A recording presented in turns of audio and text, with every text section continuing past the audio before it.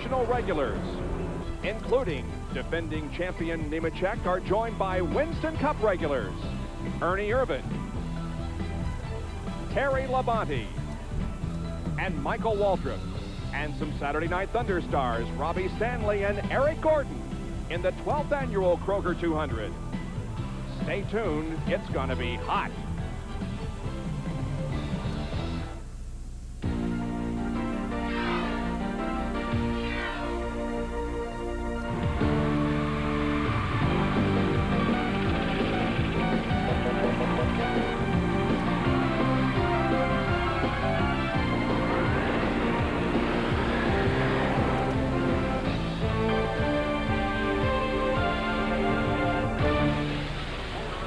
ESPN, the world's leader in motorsports coverage, welcomes you to sold-out Indianapolis Raceway Park.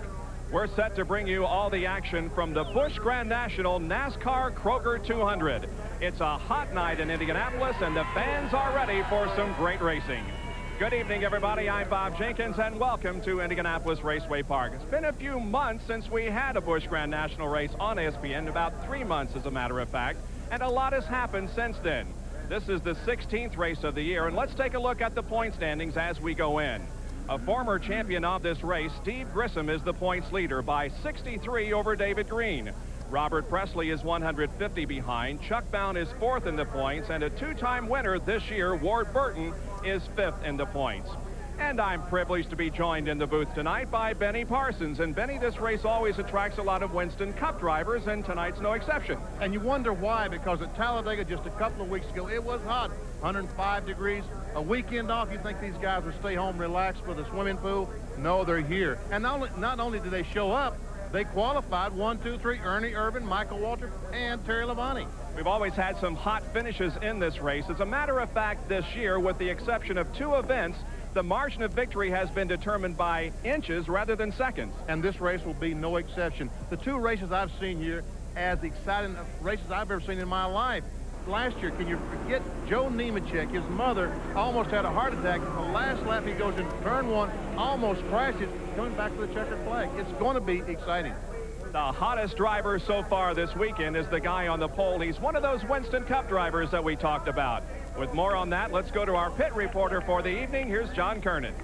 Well, Ernie Irvan is getting ready to climb in his car and go at it for 200 laps. You know, Ernie, the last time you were in a Busch car, you had quite a scary moment down at Talladega. This is supposed to be your weekend off. What are you doing here at IRP? I love to race, you know, and IRP is a great place to come race. I really enjoy coming here, and the Busch deal's a lot of fun for us. You know, get to come up and not have a lot of pressure as far as points and things like that. So I really enjoy coming up to Fun Saver Chevrolet. Now, last year, you had a really good chance to win this race. Something happened. Nemechek got by you.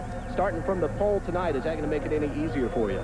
No, not at all. You know, last year, I think we qualified around 8th or something, and just didn't get the right setup at the start and got it really running good, and then I backed in the fence all by myself. So got to work on making it to the end without knocking the body off this thing. So these short track races are tough for us Cup guys because we're used to just running hard, putting tires on. Now we got to be conservative.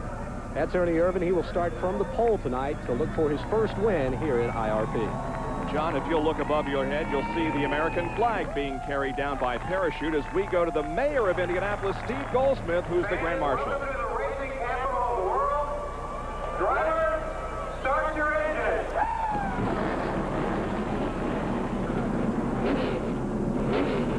The field is 34 cars strong. Here's the diehard starting grid. Ernie Irvan is on the pole in car number 4. To his outside is Michael Waltrip in car number 30. Terry Labonte, row 2 on the inside. Ward Burton, as you said, won twice this year on the outside. In row number 3 will be Todd Bodine in car number 34 and Ricky Craven in car number 99.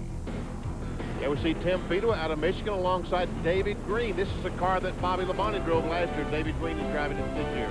Cars begin to pull away now from the front stretch. They'll be lining up and getting the green flag for 200 laps of competition. As you look at the rest of the starting lineup, Rodney Combs and Nemechek, the defending champion of the race and the series, is all the way back in row number 8. Shows you just what tough competition is going to be tonight. Jeff Burton back in row 10. In the 11th row, we have Chad Little and Nathan Butke. Row number 12, Jeff Green and Joe Bessie. There's Mike Wallace, the third of the Wallace brothers, Rusty and Kenny in Winston Cup racing. In the 15th row, veteran Tommy Houston and Troy Beebe. Row 16, Shauna Robinson and Sammy Swindell. The 17th row, the two Saturday Night Thunder open wheel drivers, Robbie Stanley and Eric Gordon. We're moments away from the start of the Kroger NASCAR 200 from IRP. Mountain man survival skills. The basics. A true mountain man must have a keen sense of direction, a certain physical dexterity, and a talent for surviving the most unforgiving climates. Of course, nothing is more key to a mountain man's survival than plenty of smooth bush beer and easy drinking bush light. So, head for the mountains and learn how the mountain man survives even the most grueling conditions.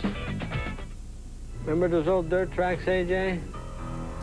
The dirt would just eat up the engines. Two champions sharing a winning formula. Haviland Formula 3. My favorite win was going to be in '69, and I had to give it to you. You shouldn't have even made a half a lap. Complete professionals who rely on the same complete protection you can buy right off the shelf. Haviland Formula 3 motor oil from Texaco. Heck, I still feel if I can't win, I don't want nobody to win. I'll try to remember that, AJ. Do that.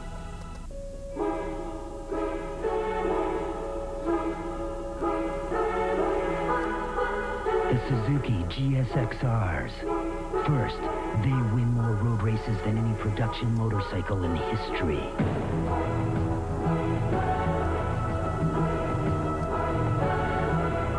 Then, we put a license plate on them. The new liquid-cooled GSXRs, now available in 600, 750, and 1100 octane. Oil. It's the lifeblood of your engine.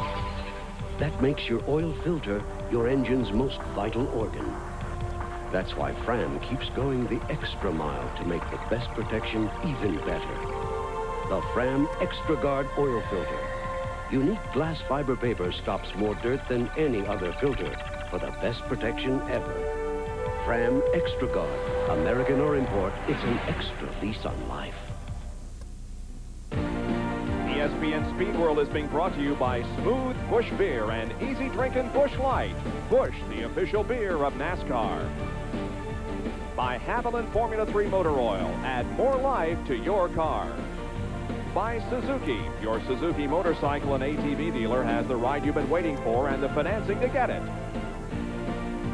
And by Allied Signals Fram filters. You can pay a little now or a lot later.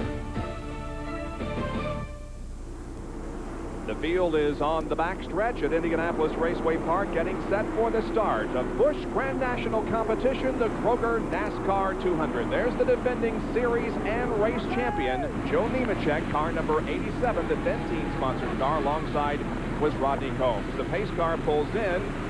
The starter telling them to keep it where they are for the moment.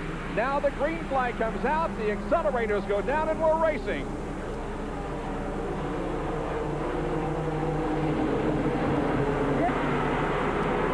Believe it or not, at a racetrack like this, the top is the preferred groove. Normally, we would see the cars on the bottom.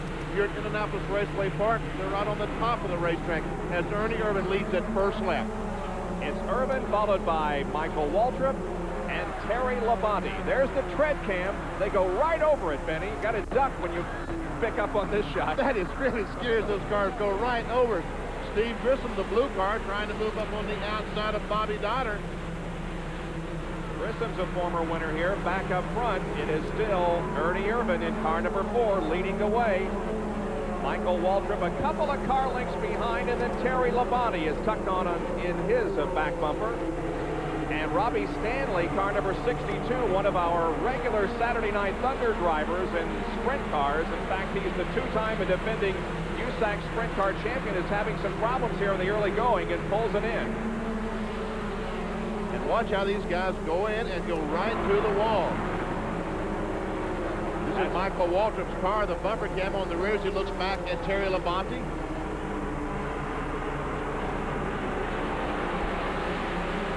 Waltrip running second now, beginning to close in on Ernie Irvin a little bit in turns number 3 and 4. Look at that camera on the side of Michael Waltrip's cars. That should give us some interesting scenes before the night's over. Todd Bodine is running in 4th position. There is Terry Labonte. And Bodine, followed by Ward Burton in car number 2. And then comes Ricky Craven, who's running in 6th position at the moment. The blue car with a red patch on the hood, that's Ricky Craven, the DuPont car. Burton has gotten around Craven now, runs in 5th position. There's Ward Burton in the Hardy-sponsored car and has done extensive testing on the Hoosier tires at this track. Yes, he has been the leading contender on the Hoosier tires this year. There's some conversation about Ward Burton going Winston Cup racing next year with this team. And some wonder if Hoosier might be along with him in Winston Cup racing next year. 3rd, 4th, and 5th right here. Labonte, Bodine, and Ward Burton. Now, of course, his brother Jeff is also in this race in the white number 8 car that we'll be watching. There's Ricky Craven moving in. Bodine trying to take a look on the inside of Labonte. Right on his bumper. Good, tight 4-car battle here for 3rd position. Todd Bodine gets the car a little bit loose as he tries to get under Terry Labonte. He pulls alongside going in the corner, drifts up, and Labonte almost hit the fence, but here comes Todd Bodine, and he's followed by Ward Burton. Burton also passes Terry Labonte. We're inside Ward's car now, so Labonte dropping back here from 3rd to 5th as Bodine and Burton both get around. This is going in turn 3. There we see a good look at Ward Burton. Meanwhile, up front, Michael Waltrip challenges Ernie Irvan going into turn 1, and he gets the lead. Chuck Bound, by the way, has spun, but he keeps going, and there will be no yellow, it appears. He spun coming off the 2nd corner, and NASCAR looked but did not throw the caution flag, and there was no fluid down, not really a reason for the caution flag. Michael Waltrip now has the lead, taking over from Ernie Irvan. He becomes our 2nd leader of the evening. They talked about racing each other on Lake Norman on their Sea-Doos. Now they're doing it in 3,200-pound stock cars. This is Michael Waltrip's 6th Busch Grand National start of the year, but he has 2 wins already at Bristol and at Charlotte. And I think this is the car that he used at Bristol to win the race. As we see Robert Presley, Steve Grissom, and David Green running bumper to bumper. And this is back in the pack, Benny. 9th, 10th, and 11th being contested here. There's Craven and Tracy Leslie also battling. But here is the good one, 9th, 10th, and 11th. It's Grissom in number 31 to the inside of Robert Presley. And right on his back bumper is the 44 car of David Green, 2nd in points going into this event. Looked like there was a little contact as they came off 4th corner, but Grissom alongside gets some momentum, but can't make the pass. Now Grissom still alongside Presley, but Presley fighting back on that high line. And we will be back with more from Indianapolis. There are the top 5. 12 laps have been completed. You know, working at AutoZone is more than looking up parts or ringing up sales. Most of all, it's listening. Because my customers know more about their cars than I'll ever know. They know every rattle by heart. I mean, that car is their baby. So when they've got a problem they're going to fix for themselves, I'm going to do my best to help them get whatever they need, no matter what it takes. Because people like that, they don't deserve anything less than the best I can give them. 3 reasons not to buy BF Goodrich TA tires. Being the center of attention makes you uncomfortable. You think a Little Deuce Coupe is a place where tiny chickens are kept. You think Lug Nuts is a high-fiber cereal. BF Goodrich TA tires when you're ready to get serious. ESPN's NFL 12th Man Contest, sponsored by McDonald's and Lee Jeans. It's simple. Win the contest.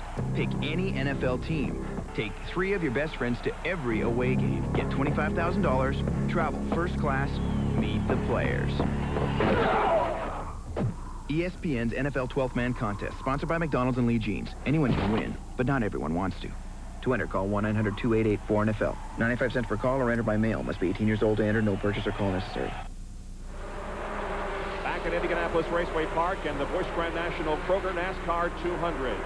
There is 7th, 8th, 9th, and 10th. Terry Labonte, who was running third at one point, is all the way back to 7th, Benny. He's being challenged right now by Grissom, Green, and here comes Joe Nemechek to the inside of Green to take over 10th spot. And we can see that Robert Presley's having some problems because Grissom and David Green both got by him and pulled away. And here's back to the leader, Michael Waltrip, trying to pull away from Ernie Irvan. Waltrip setting the pace. There he's lapping Eric Gordon in the Kroger-sponsored car from the Jack Ingram stable. And he now comes up on Troy Beebe in car number 93. He puts him a lap down. And he blew right by Troy Beebe, but he did lose some ground to Ernie Irvan while he got by those two cars. Meanwhile, Todd Bodine is still third. Ward Burton is fourth. Irvan having a little trouble getting by Troy Beebe. Now he does, coming off the second corner as Michael Waltrip in the Pennzoil sponsored car continues to set the pace here by about 6 or 7 car lengths as we look back from the ArcWest cage cam. And now the sun is starting to go down. It's starting to get dark. I think visibility might be a problem for some of these guys before the lights take over, Bob. Here's Bodine and Burton running in third and fourth position as they come up to also lap Beebe in 93 and Gordon in number 10. Ward Burton might be the fastest car on the racetrack right now, Bob. His car is hooked up. He's got those tires warm. He looks like he could go to the front if he could just get by Todd Bodine. He follows him through the second corner now, takes a look on the inside, going down the backstretch, but falls in behind Todd. Bodine with 1 win this year and 5 career wins in Grand National competition. Man, did you see Ward Burton just turn left and go down on the flat part of the racetrack? Almost got by Todd Bodine. Just can't find the opportunity to pass, though. As you indicated, it looks like that Gordon's car is faster than Bodine. Look at him close in right there, but just can't find a spot to pass. Now, once again, looking inside off the fourth corner. As we go down to turn 1, we see some smoke. That's Chuck Bound right in front of the leaders. But the car's still running, Bob. I don't think he has a blown engine. Chuck spun earlier in the race. Suppose these problems are related? I don't think so. But it looks like he is coming in the pits. Yes, he's heading for pit road. Slows the number 63 car and makes the hard left onto pit road. Chuck Bound coming in. Let's go down to John Kernan, who's in there as Bound brings the Nescafe car to a stop. John. Chuck Bound pulls into the pits. A lot of smoke. They're going underneath. What they think might be the problem is a leaking valve cover. First they thought it might be a leak in the rear end, but of course when they pull on pit road, they see the smoke boiling underneath the hood. Jeff Henson's crew will go to work. They're going to check around all the valve covers. Now they're looking underneath to see if possibly it could be a transmission problem, but just a lot of smoke for Chuck Bound as he sits here on pit road, losing valuable time. Well, indeed he is. Meanwhile, on the racetrack, here is Waltrip and Irvan, first and second. You remember 2 years ago, Benny? Chuck Bound was running up front when during the yellow he stopped on the backstretch and wondered what in the world was going on. His belts had come loose and only a few laps to go, but he decided not to take the chance. He decided not to take the chance, not to drive without a seatbelt, shoulder harness, stopped and lost the race because of it. Boy, I questioned that at the time, and I'm still not sure but what I don't question it, but in retrospect, it probably was a good idea. It was by far the wisest thing. And Tracy Lesson just blows by Jack Sprague in the Staff America car. And Terry Labonte, Bob, who qualified third, having some problems. He's falling back through the field.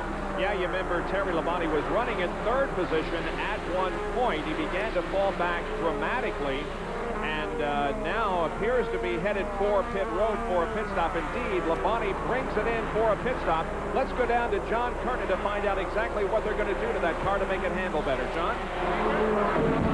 Well, Terry Labonte is kind of surprised just a little bit. He has pulled onto pit road and put on right side tires. Now they'll go around to the right side. Apparently, Terry must have felt a vibration in the race car. Thought he might have a tire going down. So Terry is now in for service. They'll also make a chassis adjustment on on the left rear. They'll take out several rounds of wedge. Labonte sitting on pit road. Now he finally sees the car. Takes off. That was a major chassis adjustment on Terry Labonte's car. As we see, Michael Walker still leading the race. Boy, they just cranked and cranked and cranked on that thing. And John Curtin got a little bit confused. I could tell that he was accustomed to being on the other side of the car because he called the left side the right side. Attaboy, John. It began to sound like me there. So Labonte is back in the race. He lost 2 laps on that pit stop, so he's got a long deficit to make up. Here, by the way, is Ward Burton now challenging Ernie Irvan for second. Burton, as Michael Waltrip leads, Burton looked like he wanted to take second place from Irvan there coming off the corner, but couldn't get the job done. That's Shauna Robinson there just ahead of Ernie Irvan. He's driving the Captiva camera car, and here comes Ward Burton. He has position this time, but Shauna's there. He has to fall back in behind.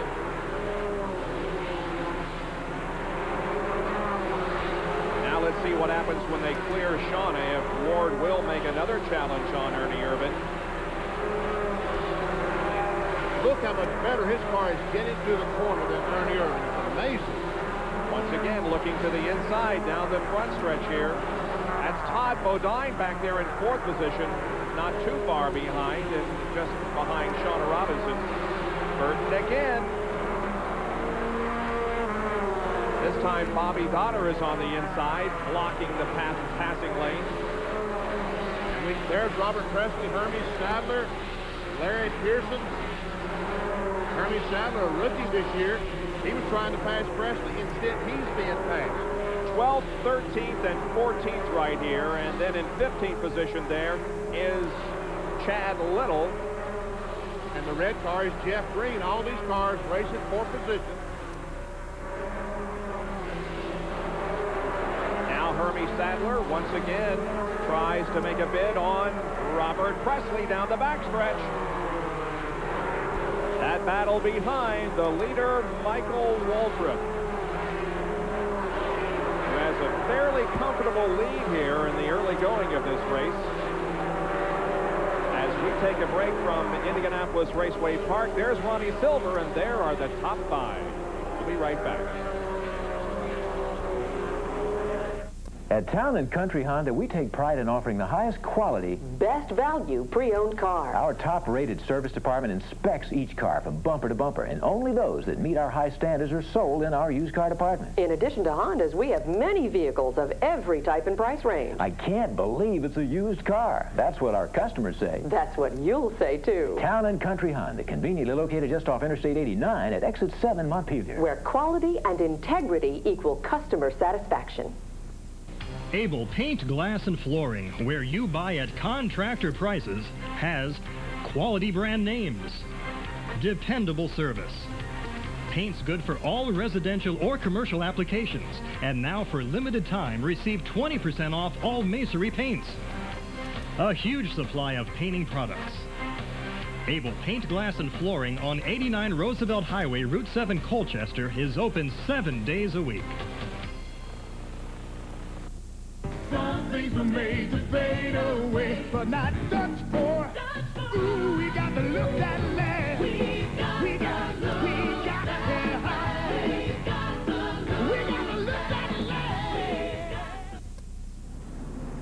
Well, coming up next here on ESPN at 9:30 Eastern Time, Saturday Night Thunder. The USAC Sprint Cars are on the high banks of Winchester, Indiana Speedway. That's next, right after our telecast of this Busch Grand National race from Indianapolis Raceway Park. The leader is Michael Waltrip at number 30 and Ward Burton at number 2 closing in. I told you if he could get by Ernie Irvan, he would go to the front, and he did that. And there's Terry Labonte losing a 3rd lap. Labonte has had his ups and downs. The car is running better now, but not quite as good as he would like. Now we watch Burton go inside from Michael Waltrip's bumper cam, but can't take the lead. And look at all this traffic up in front of these guys. Once again, Burton goes to the inside. This time he may have it, Benny. He's trying to pull alongside, but Michael Waltrip pulls back up in front of him. Ward Burton in car. You know how this car was decided they numbered it number 2? No. Oh, wow. There's Nathan Butke and Eddie Goodson making some contact off turn 4 right in front of the leader. Wow, that was close. Well, his sponsor, Hardee's, their chicken was preferred 2-to-1 over the major competitor, so they decided to put number 2 on the car. I got you. Now we see Ward Burton. He's hung behind Goodson, and Michael Waltrip trying to get by on the inside. A good battle here for first position. Now Ward really closes in on Michael Waltrip. And he spins! Ward Burton spins, trying to take the lead from Michael. What looked like a bumper went flying from that car. Our caution comes out on lap number 40. Some car went by and knocked the rear bumper off of Ward Burton's car. And what a great shot of Ward spinning as he tried to get under Michael Waltrip. There's a whole lot of debris down there in turn number 2 where the accident occurred. So Ward Burton suffers a setback here in his effort to take the lead from Michael Waltrip. But he didn't lose a lap. He did not lose a lap, you're right. The other cars come down to take the caution flag. Well, let's take a look at it again and see if we can determine how he lost his bumper. Here he is. Oh, and he may have had a little help from Ernie Irvin. Ernie Irvin got in the back of Ward Burton, and around he went. Burton goes back up, and Eddie Goodson comes along and knocks off the rear bumper on his car. So that's who caused the damage to the rear end of Burton's car. There's Tracy Leslie just getting by without any involvement in the incident. And Ward Burton able to get his car going. And there we see Eddie Goodson. He has knocked the air or cut the left rear tire down in his car when he knocked off that rear bumper. Goodson brings his car into the pit area. And Ward Burton also comes in for a pit stop. Let's go down to John Kernan. Ward Burton will bring his car in. They'll go around to the right side. No damage on the left side, just a couple of tire marks. They're going to have to pull away some of the sheet metal that's been on the tires. Now you can see on the rear bumper of the car how it's been just torn off. They'll have to push some of that sheet metal down. Now they're pushing it back up underneath the bumper. Ward getting ready, waiting. They're waiting. And off pit road, Ward Burton is down and away. Ward, expecting to win tonight's race, has been delivered somewhat of a setback. It's going to be interesting to see if the damage on the rear end of that car affects the handling or any other aspect of the running of the car. I tell you what, that rear bumper would not pass the 5-mile-an-hour crash test, I'll tell you that. For sure. So under caution with Michael Waltrip still in the lead, Ernie Irvin is second.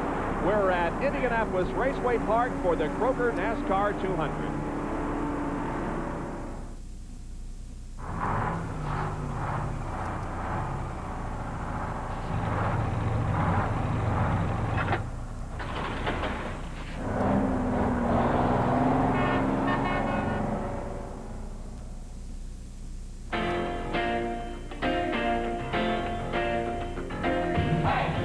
In America, your car doesn't just get you from here to there. It's a part of your life. To give your car complete protection, Texaco has developed Haviland Formula 3 motor oil with not one but 3 kinds of protection against heat stress, starting friction, and engine dirt. Haviland Formula 3. Add more life to your car. Watching driver Hut Strickland test the McDonald's car. Hey guys, what keeps Hut going? McDonald's coffee, Jack. Hut loves the stuff. McDonald's coffee, really? Yep. Hut loves those sausage biscuits too. What? He says they're only 79 cents. Hey, he's pulling off. Yeah, he's out of coffee. What you want is what you get. You want a sausage biscuit or anything? At McDonald's today.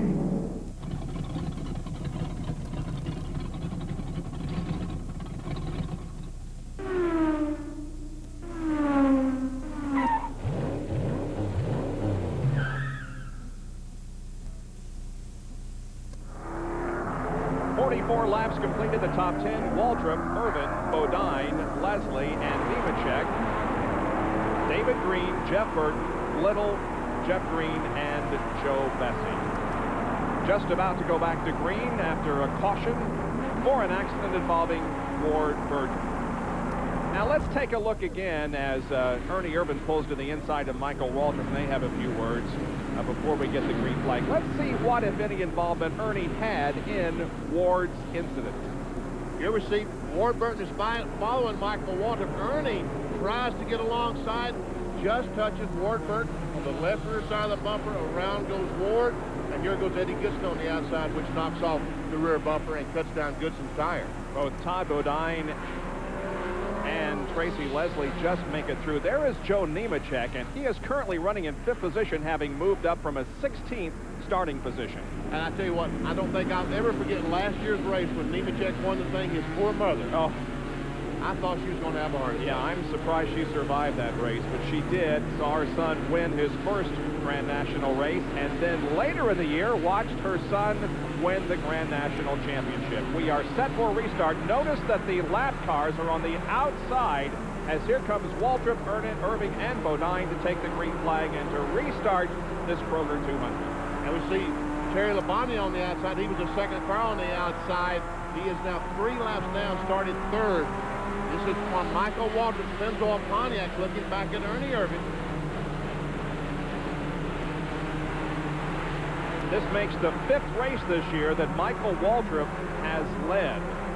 And he won this race back in 1989. Now here's Ernie Irvin going inside of Michael and trying to get the lead back from him, and he is going to do it.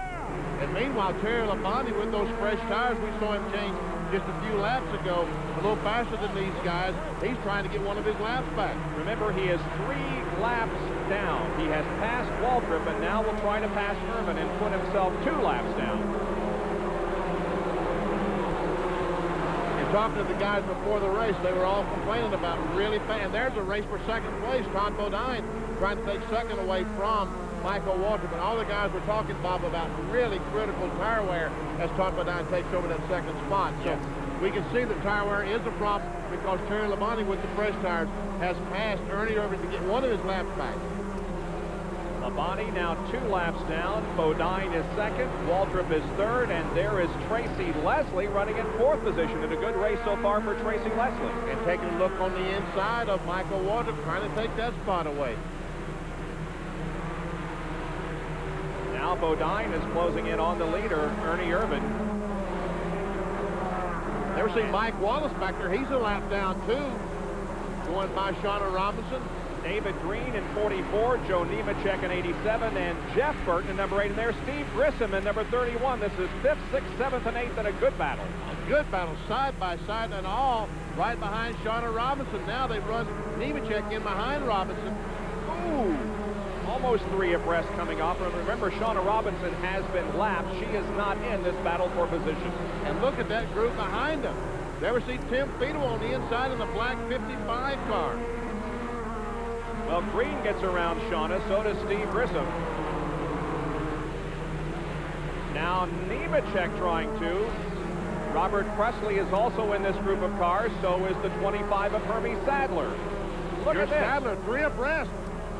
As they go over the tread, Kim, I thought they'd run over my head there for a second, Bob. Oh, man, you don't have any hair up there anyway if they keep running over it like that. Say, this is a great run for Tim Fiedel tonight. Yeah, really. In the first 4th of this race, Tim has had a good show. Trying to pass Joe Nemechek. Here comes Hermie Sadler in 25. There's first Ernie Irvin, the second car, Todd Bodine. Looks like Todd Bodine is gaining a little bit on Ernie Irvin. Michael Waltrip, meanwhile, is dropping back. He was leading not too many laps ago and now has dropped back. Here comes Steve Grissom to the inside to pass him. And Mike Wallace, who I said was a lap down, and has passed Michael Waltrip. Now Steve Grissom pulls alongside Mike Wallace. I saw some sparks out from Steve Grissom's car. Ooh, just turns right up in front of Wallace.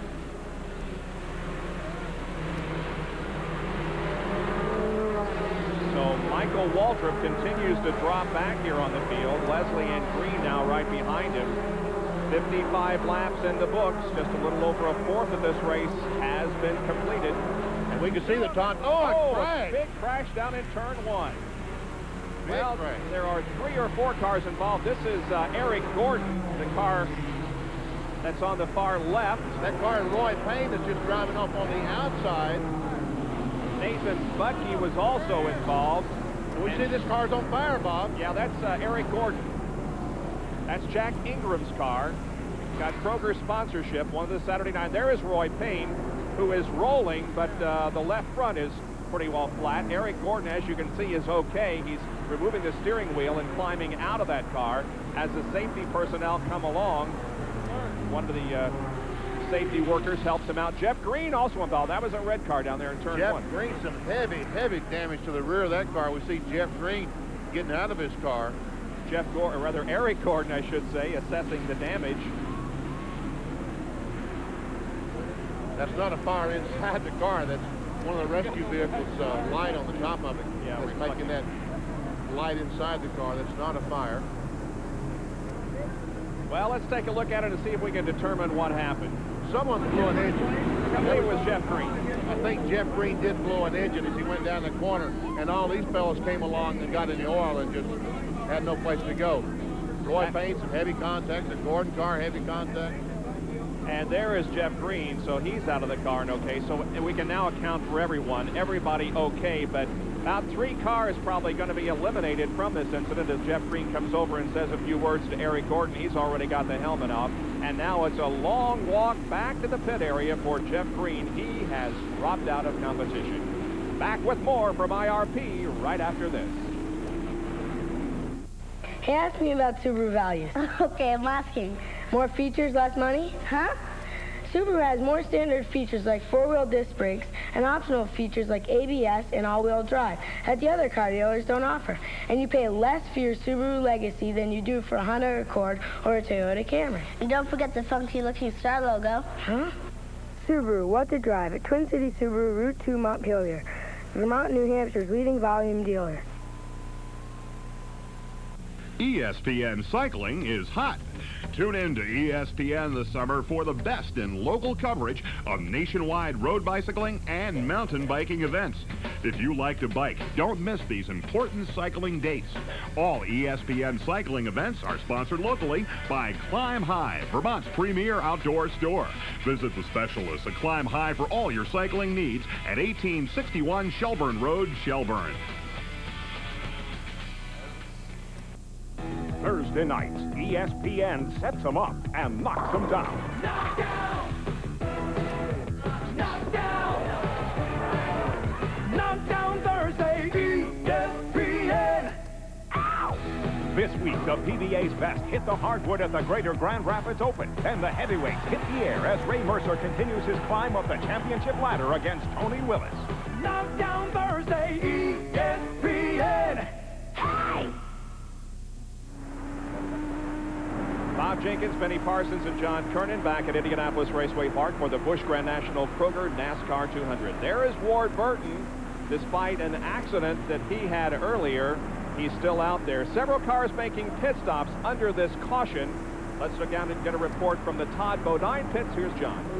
Bob, Todd Bodine looking for a really good finish tonight. Now, tomorrow at Watkins Glen, he will make his debut in the Raymond car. He is replacing Dick Trickle for the remainder of this season. Todd says he'll also drive the race car full-time next season on the Winston Cup circuit. For the remainder of this year, though, he's going to be a very busy man as he performs double duty, racing the Fiddle Faddle car on the Busch Grand National circuit, as well as the Raymond car. All right, John, and the always enthusiastic crowd here remembers a couple of other fallen Winston Cup stars, Davey Allison and Alan Kulwicki. Well, speaking of Todd Bodine's appearance in the Raymond car, it will come at the Budweiser at the Glen from Watkins Glen, New York, and we will be there live at 1 o'clock Eastern Time tomorrow afternoon with all the action. It's going to be sad not to see Davey and Alan Kulwicki up at the Glen, Bob, but it'll also be interesting to see how Todd Bodine is going to do in Winston Cup racing.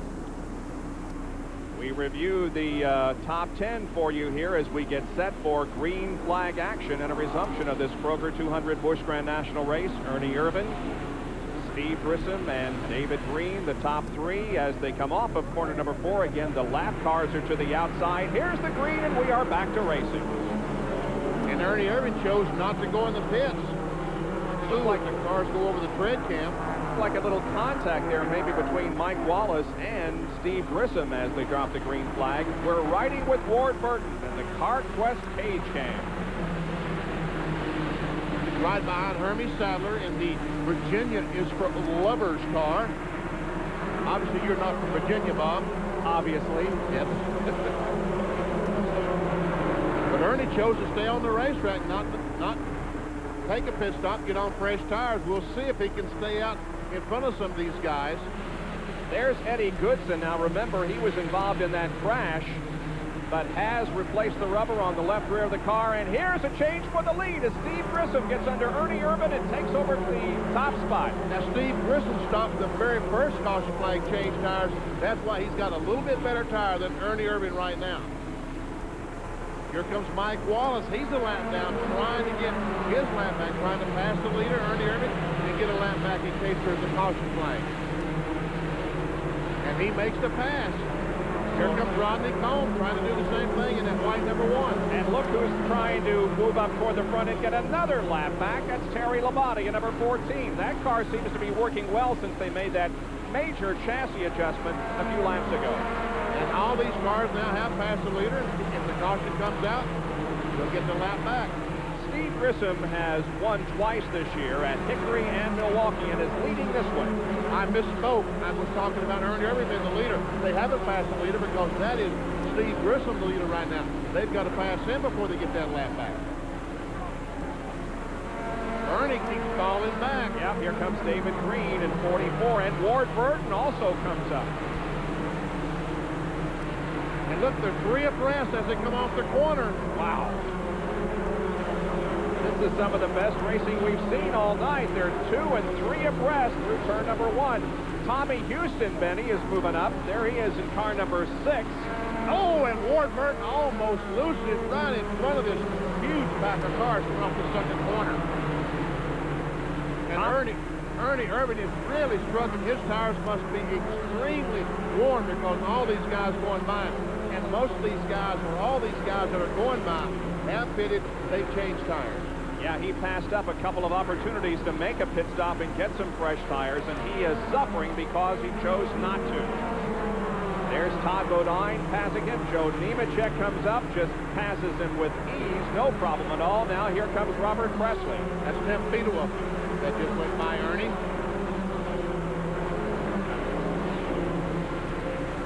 There's Michael Waltrip. He stopped this last caution flag and changed tires, as did Tracy Leslie. That's what they're doing in the back of the pack, trying to work their way back to the front. Also, there's the 19 car of Tom Peck. Here's Burton, Green, and Houston as we go back and look at Michael Waltrip. He's involved in a good battle with Larry Pearson in 92. I tell you what, there's no wonder there's 23,000 people here tonight because, Bob, this is very exciting and great racing. And, Benny, it's the perfect size track, in my estimation, for these Busch Grand National cars. 5/8 of the mile, it's nice and wide. They get up some good speed. Always a good race here at IRP with the Busch Grand National cars. And next year, they'll be back here, but they'll also be playing second fiddle, if you will, to the Winston Cup cars who will be racing just down the street at the Indianapolis Motor Speedway. There goes Michael Waltrip trying to get by Tim Fedewa in the black 55 car. And you wonder next year how many of the Winston Cup guys are going to bring the Busch Grand National cars race here on Friday night at the Brickyard on Saturday afternoon. And you also wonder if Lex Dudas, who's a general manager here, can build enough seats to hold all the people. We have 23,000 in attendance here tonight for an event that stands on its own next year with all the Brickyard 400 people in town. Boy, they're going to be everywhere here at IRP. There's Michael Waltrip, the guy who sat on the outside pole trying to work his way back to the front. Our pole sitter, Ernie Irvin, he just went out of the screen. Has not changed tires. He is falling back. Here's our leader, Steve Grissom. There is Steve Grissom, and there's the statistic I mentioned a few minutes ago. 2 wins this year, Hickory and Milwaukee, and he only led 2 laps at Milwaukee, but he led the one that was most important. The top 10, Grissom, Burton, Houston, Presley, and Bodine, Nemechek, Little, Burton, Leslie, and Waltrip.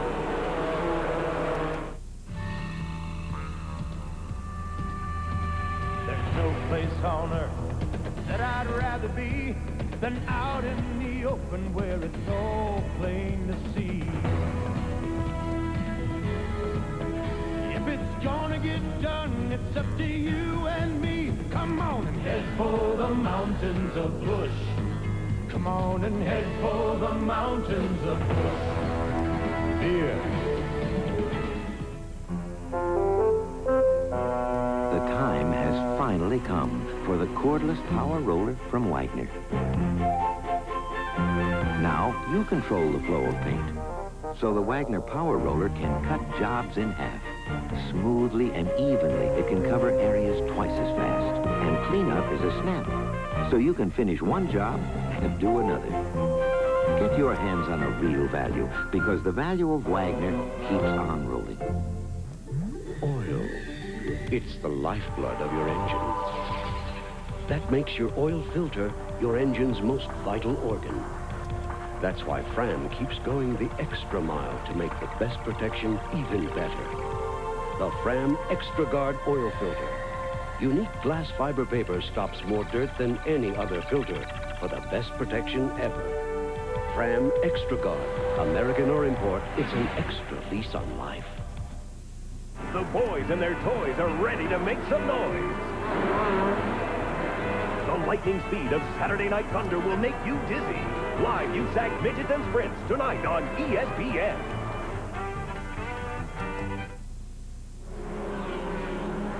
ESPN Speed World at Indianapolis Raceway Park for the Busch Grand National Kroger NASCAR 200, which is being led at the moment by Steve Grissom. But perhaps the story of the race so far, Benny, is Tommy Houston, who started in 29th position and has moved to 3rd.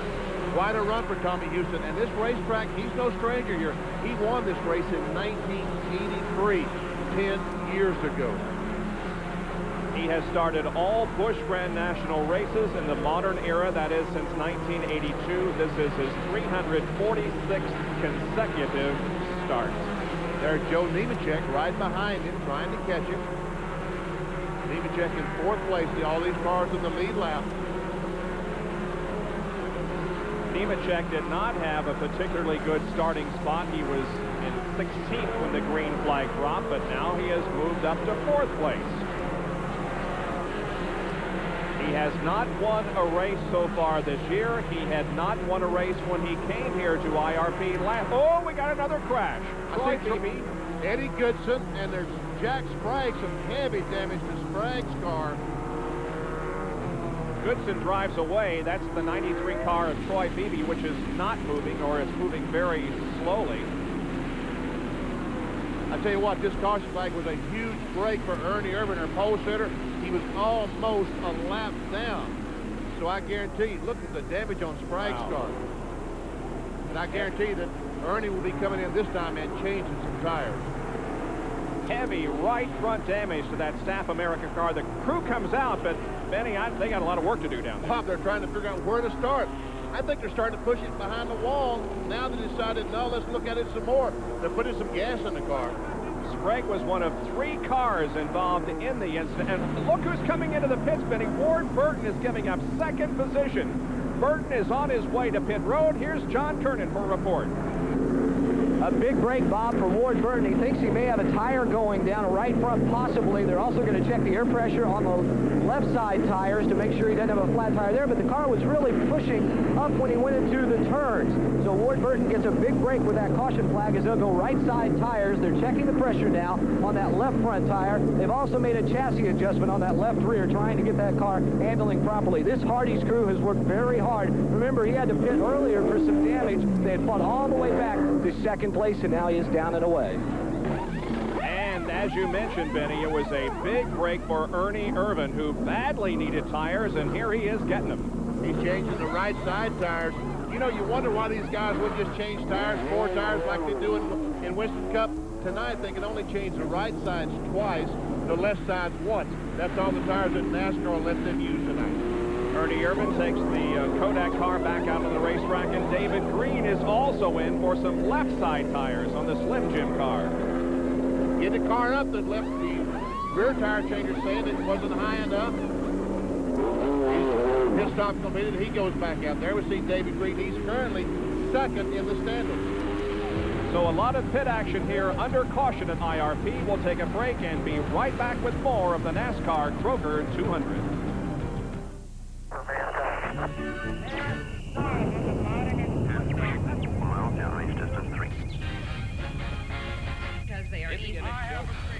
The Suzuki Chitana 600, easily identified flying object. I could really use choose a tire that doesn't cost too much and will go 60,000 miles? Is that too much I to need ask? tires that work in bad weather as well as good. Appreciate comfortable, quiet performance tires that'll last. Performance, performance, performance. That about sums it up. The car is capable of over 200 miles an hour. I certainly wouldn't expect less of the tires. No matter what you drive, no matter what your budget, there's a perfect Pirelli tire.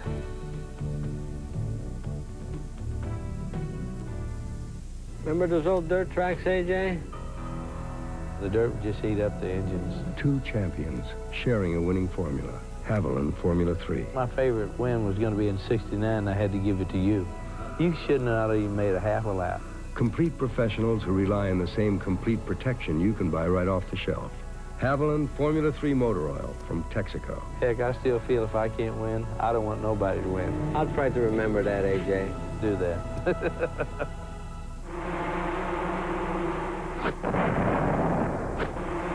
Off the road, on the road. The Suzuki Dual Sport 350S. It's a vicious cycle. Just 3 laps away from the halfway mark of the Kroger 200. It's Grissom, Houston, Nemechek, Todd Bodine, and Chad Little, the top 5. Now let's see how these fellows that stopped and changed tires are going to be able to fare with these fellows who did not stop. Here comes the field behind the pace car. There's Ernie Irvin way back in the... And Ward Burton, who was running second, we wonder why on earth he gave up all that track position, but he did. The 97 car is Joe Bessie as the pace car pulls off, and we get set for a restart. The crowd rises once again. Steve Grissom leads them down, and we're back under green.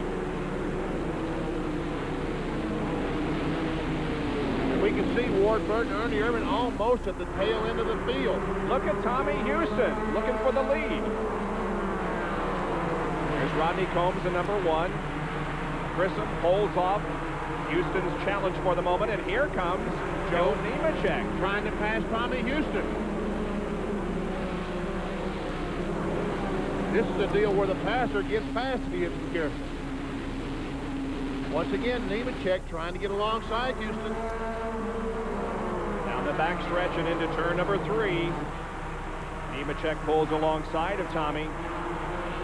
Tommy Houston gives Nemechek a lot of room. And they go side by side. Oh, Nemechek went right over. Oh. Now Nemechek inches his car ahead of Tommy Houston. Gets a half a car length on him at least, but they're side by side this time into 3. And there was Terry Labonte once again trying to chase down the leaders. He's, I think, 2 laps down right now. Well, Nemechek grabs second position at the halfway mark. Steve Grissom is the leader at the halfway mark, and now Nemechek tries to take over the lead. Todd Bodine, meanwhile, is working on Tommy Houston. And here comes Rodney Combs in 1. Nemechek may have the lead here off of turn number 4. They are absolutely side by side. Terry Labonte's trying to figure out who to follow. Now Nemechek passes Grissom and takes over first place. I can't believe how well that Labonte car is running now after it ran so poorly in the early going. When they started the race, he was really poor. Stopped and changed 4 tires, made a huge chassis adjustment. You're right. Now he is as good as anyone. Now, if he can get around Nemechek here and get a caution, he'll get another lap back. And, Troy Beebe spun again. Here's a caution, and they're going to be racing back to the line. Let's see, can Labonte beat him? Or is the caution going to come out? Yep. Here comes Labonte. And it's going to be close. He didn't do it. No, he did not do it. So Labonte does not get a lap back that time. Troy Beebe is stopped at the entrance to the backstretch off corner number 2. Boy, it's been a tough night for Troy, you know it? Yeah, that's the second time he's spun in the banana boat car. Nemechek has taken the lead as the pace car catches up to him on the 103rd circuit out of 200. Nemechek is the leader as we take a look at the AutoZone race recap. We have 18 cars that are on the lead lap, 4 leaders, 4 lead changes, and so far 4 caution periods in this event.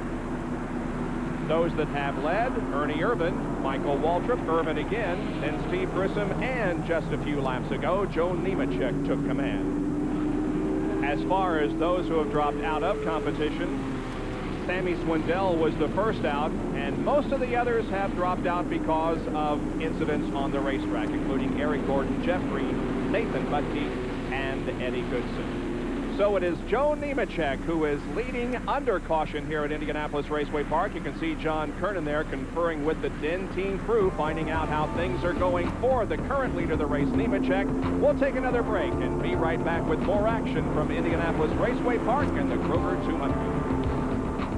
Most of our customers come to AutoZone for low prices and for parts they can replace themselves. But many people come because we speak their language. Things like duration and lift and compression ratios, stuff like that. Because a guy who's going to rebuild an engine, he won't buy parts from just anybody. And since AutoZone stocks complete engines, we know what makes them tick inside and out. Sure, we sell our best parts at our best prices every day. But if we know something that's going to help you do the job right, you get that free. Some things were meant to fade, and some things weren't. Like Dutch Boy Satin Finish House Paint. Nothing resists cracking, peeling, and fading better. Nothing. Dutch Boy, for the look that lasts. In America, your car is not just something you own. It's a part of your life. To give your car complete protection, Texaco has developed Haviland Formula 3 motor oil with not one but 3 kinds of protection against heat stress, starting friction, and engine dirt. Haviland Formula 3. Add more life to your car. Honey, let's go for broke. Whitey Harrison doesn't believe in the word old. I've been surfing since 1927. Maybe that's why he uses Armor All Protectant on his dash, seats, and even his tires. In minutes, Armor All helps protect them from fading and aging. Without this stuff in your car, it's like surfing naked. Armor All. There is a fountain of youth, and now we guarantee it. If your new car dash ever cracks, we'll replace it. Guaranteed. The 50-yard indoor war. The rock and roll fury of arena football. Don't miss quarterfinal excitement tonight on ESPN. Back at Indianapolis Raceway Park in the Kroger 200, Joe Nemechek, Steve Grissom, Tommy Houston, Todd Bodine, and Chad Little are the top 5 under caution just past the halfway mark. There are many things held in conjunction with this race here at Indianapolis Raceway Park. We take a look at the Joe Nemechek DIN team crew. They played a major role in last night's K&K Pit Crew Challenge. Look who was the catch can man on Ricky Craven's crew. Look at BP. Watch his footwork down to the top there. I had to jump over the air hose because the right rear tire changer told me, don't stand on my hose. So I said, okay. Now, the object is to change 2 right side tires and get fuel in the car and do it in as short a time as possible. Craven had a time of 17.957, but a major penalty for loose lug nuts. Now, here is Chad Little. And this was a great pit stop, Bob. Chad Little's crew had the fastest time, 15.202 seconds, but had 1 loose lug nut. They penalized him 3 seconds for that. Here comes Michael Waltrip bringing the Pennzoil car in for a stop. He, too, had a great stop, 16.533 seconds for Michael, and no penalties. He ended up second in the competition and the winner of $1,000. Good stop there by Michael Waltrip. And that's not the Winston's Cup crew that was pitting that car, but the Busch crew. And here comes the eventual winner, Joe Nemechek. The crew going to work on it. He changed the 2 tires and got fuel in the car in 16.122 seconds. And we see his dad over there simulating, cleaning the windshield. The guy crewing said, let's go. Now here is Jack Sprague, and we want to draw your attention to the tire changer on the front. That's tiny. Big Rodney on the right front. He gets the tire off. He made a little bit of a boo-boo there. It was a little bit slow. But now watch what happens when he comes to the front of the car and Jack begins to move away. Boom! Not only does Rodney get hit, but our cameraman also got hit, but neither one of them injured. Everybody's okay. Now watch again, ladies and gentlemen, the great footwork on this stop. Look at the little hop there. And I have to put in the vent, I got to put the probe in there to open up the vent. And there's the winning crew with Lex Dudas, the general manager at IRP, Nemechek, and the Beauty Queens. $2,000 to Nemechek, and the Craven crew, well, they finished next to last, including Benny Parsons. The green flag comes out on lap number 108, and we are back to racing, and Nemechek is up front. But look at Terry Labonte. He's back trying to get a lap back. He does. He has that lap back. And now only one down. That's right. If we can get a caution right here in the next few laps, he'll be only one lap. Oh, little contact there between Mike Wallace and Nemechek in turn 4. And Mike Wallace, another guy trying to get a lap back. He's tried and tried for the last 50 or 60 laps, and looks like he's going to do it this time, Bob. Yeah, it sure does. Back in the pack, here comes Ernie Irvin, Jeff Burton, and Michael Waltrip as they weave their way through traffic, and that's Tracy Leslie in 72. Todd Bodine in 34, Chad Little in the black 23. And remember, Ernie Irvin stopped just about 20, 30 laps ago and changed tires. Oh, and Michael Waltrip has had a crash here on the main straightaway. The car down in turn number 1. He made contact with the inside guardrail. Wow. There's our outside post under Michael Waltrip. Looks like some pretty heavy damage to the nose of that car, Bob. He hasn't gotten out of the car yet. I hope he's okay, because he hit the wall hard. There's a guardrail down on the inside of the racer. There it is. And that looks familiar to you, I'm sure, Benny, because right there is the entrance to the Fastmasters road course. And he just barely clipped the end of that guardrail. It's a good thing he didn't hit it square, or he probably would be injured, but it appears as if Michael Waltrip is okay.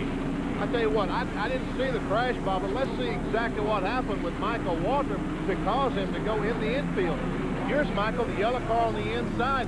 He and Jeff Burton make some contact, and his car just turns left.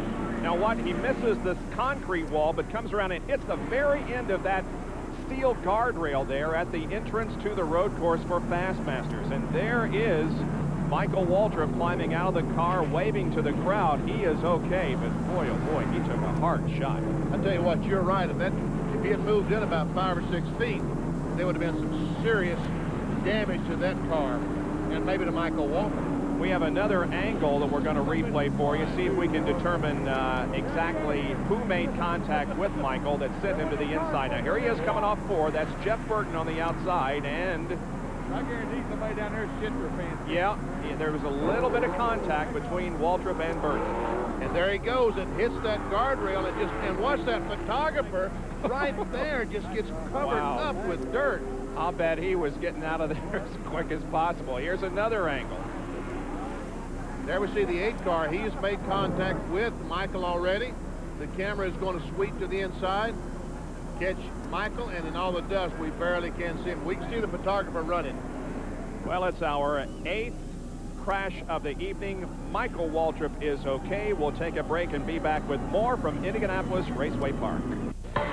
This is our latest concept car. Of course, before we could sell it to the general public, we'd have to tone down its 214 horsepower engine and replace its specially tuned performance suspension. So when do we plan on making these changes? We don't. Introducing Eagle Vision TSI, definitely not intended for the general public. Come on in to Willie Racine's Jeep Eagle and Isuzu, Shelburne Road, South Burlington. Enter a world of Victorian elegance. The Old Foundry Restaurant in downtown St. Albans. Purveyors of fine beef and seafood. Enjoy lunch or dinner, complemented by a fresh salad and delicious homemade desserts in the cool and comfortable natural brick courtyard. Call now and reserve this Victorian-style function area for your weddings or parties. Enjoy live entertainment every Thursday night featuring Hannibal and Agassi. The Old Foundry, Federal Street in St. Albans.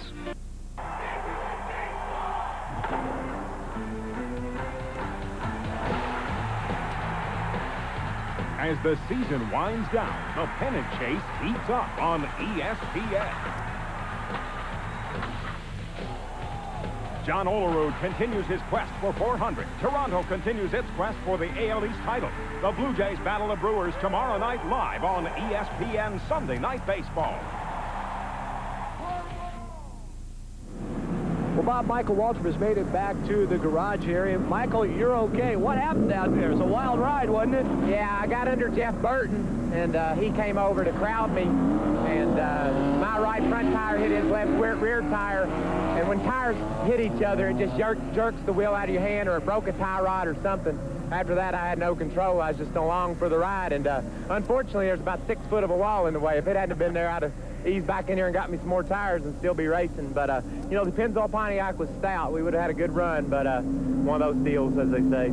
Yeah, you ran up front for quite a while. As you look out there now and see who's left, who do you think's got the best shot to win this thing? Well, Ernie will be strong if he don't blow up. He's been smoking all night long. Nemechek's up front. That's where I kind of wish I'd have been. I wouldn't have gotten a wreck. And there's still a lot of strong cars, and a lot will go on before this race is over as far as who's going to win it. It'll be an exciting show. I'm going to sit around and watch, I think.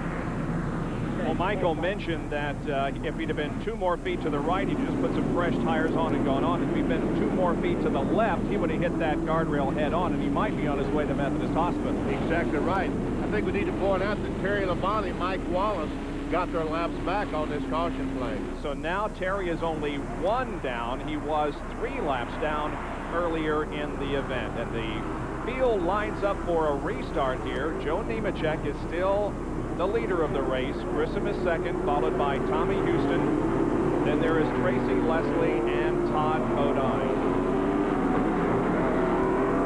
Still a lot of cars on the lead lap. A lot of cars with an opportunity to win this race. We see Jack Sprague back on the racetrack, and Troy Beebe. Troy Beebe has spun a couple of times, has had a rough night, but he's still in competition. Here comes the field off of turn number 4 for a restart, back to racing in the Kroger 200. Lap number 116 is when the green comes out.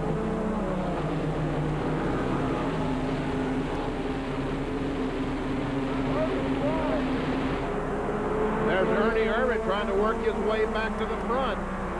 Chad Little is in 23. Rodney Combs is in 1. Nemechek lengthens his lead over Steve Grissom by 3 or 4 car lengths. Tracy Leslie is running 4th behind Tommy Houston. Oh, there go those cars again. Man, this is the wildest shot I've ever seen in my life.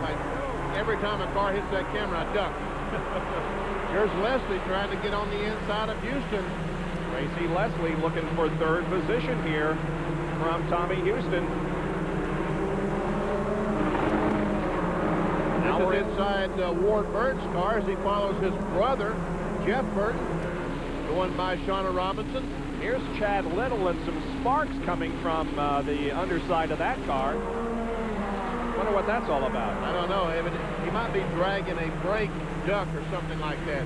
Normally those things are made of aluminum and wooden sparks, so I don't know what would be. Chad right now is running in 7th position. That sparking problem doesn't seem to be slowing him down, but it looks like it's coming from right around the right front tire. It is something about the right front. He's dragging the racetrack. And again, it's not a brake nut because they're normally made of aluminum and would not spark. And Tommy Houston up high against the guardrail gets passed by Ernie Irvin and now Tracy Leslie. Ernie Irvin, while we were watching Chad Little, did get by Tracy Leslie. So now Irvin is in 3rd and Tracy Leslie takes 4th. Tommy Houston begins to drop back, and he got way up high on the racetrack there in turn number 3, allowing 2 cars to get under him. Ernie Irvin trying to get back to the lead. Michael Walterson, and look how easy he pulls alongside Grissom and takes 2nd spot. He did make it look easy. He is, I think, the fastest car on the racetrack right now. Michael Walters mentioned in his interview that Ernie is smoking. I haven't been able to see any smoke coming out of that car, Bob. No, I haven't seen any evidence of that, but of course, Waltrip was a lot closer to the car than we are up here in the broadcast booth. Now, here is Todd Bodine moving to the inside of Tommy contact Houston. Between he and Tommy Houston looked like going down in turn 1, but Todd backed off. The cars are back under control. This is 5th and 6th, Houston and Bodine. Here's a race for the lead. Ernie Irvin Bennett trying to take it away from Nemechek. Led the first few laps of the race, lost it to Waltrip, got it back, made a pit stop, and he's worked his way back up to take the lead once again, or at least he's trying to take it away from Joe Nemechek. But Nemechek gamely fights back on the outside of the track, but I believe Ernie's going to get him as they go into turn 3. I guess in sprint car terms, that would be a slide job there, right? That's right. So Ernie Irvan has worked his way back to the lead. He was our pole sitter. His sponsor on that car is the Kodak Fun Saver camera. And Ward Burton is into another spin. That's at least his second spin of the evening. Remember a little earlier he got the rear bumper of that car knocked off. This time he spins right in the middle of the field, but everybody avoids him. And no one hit him. How in the world did that guy spin and no one hit him? But it does bring out our 6th caution of the afternoon on lap number 125. Of the night. We're night racing now, Bob, not afternoon. Okay. Look outside. You see the sun anywhere? No, I don't. It's a nice night here in Indianapolis. Nice and warm. Full moon out. And I think a lot of drivers will notice it as there's a full moon. Let's see if we... he was already going the wrong way on the track when we picked him up. And he goes around. And look at these guys go inside, outside. And no one hit him. Looks like he might be going for the pits. Tail of the field and probably will be headed in for a pit stop. Here's Steve Brisson making a pit stop in that channel lock car. Changing the right sides. Grissom using the Goodyear tire. 2 wins so far for Steve in the 1993 season. And he just changed right sides. And that's not to say that these guys wouldn't change 4 tires, but most of these fellas aren't fast enough to change 4 tires and stay in the lead lap. So we see Todd Bodine in the Fiddle-Faddle car change tires. And they're going to, just to make a liar out of it, they're going to change 4 tires. This was a little trouble getting the lug nut off. His brakes on fire, that's the smoke from the brakes. Bodine pulls out of the pits, and there is Ward Burton in for a change of rubber. We'll be back with more right after this. Stay with us. Gentlemen, start your engine. Great ball of fire!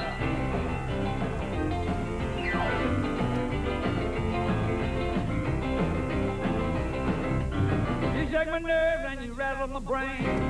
Much love drives a man insane. You broke my will, what a thrill. Isn't this a rage of great balls of fire? Bosch Platinum, the ultimate spark plug. It's a round world, genuine and true. It keeps on spinning and you always come through. And you're giving it your best. Proud to be your bud. Budweiser. Proud to be your bud. Proud to be your bud. Ooh, yeah. Proud to be your. Proud to be your bud. The time has finally come for the cordless power roller from Wagner. Now you control the flow of paint, so the Wagner power roller can cut jobs in half. Smoothly and evenly, it can cover areas twice as fast. And cleanup is a snap, so you can finish one job and do another. Get your hands on a real value, because the value of Wagner keeps on rolling. NASCAR excitement on ESPN. Dale Earnhardt's in high gear. With 6 victories in his pocket, he leads the points race. The good old boys head north to the Bud at the Glen. Tomorrow afternoon at 1 Eastern, live on ESPN. Bob Jenkins, Benny Parsons, and John Kernan back at Indianapolis Raceway Park tomorrow, just before our coverage of the Budweiser at the Glen. Join us for Speed Week.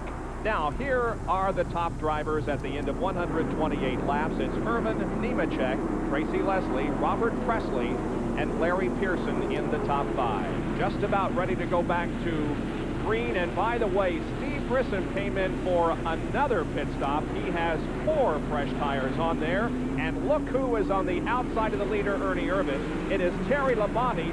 If he's able to get a lap back here, he will be back on the lead lap after being down 3 earlier. The green is out. It's lap 129. Ward Burton, Steve Grissom, these guys that change tires will be going to the front as fast as they can because they'll be out-handling a lot of cars that stayed out and did not change tires. We'll see how much trouble they have going through the field, though. Irvin begins to move away now from Labonte a little bit as they go over the tread cam once again. Man, that's a wild shot. Inside Ward Burton's car, that's Steve Grissom just ahead with 4 fresh tires. Tim Fedewa there on the right in car 55. See how easy these guys are able to pass good race cars with these fresh tires. That's Ricky Craven right in front of Ward Burton.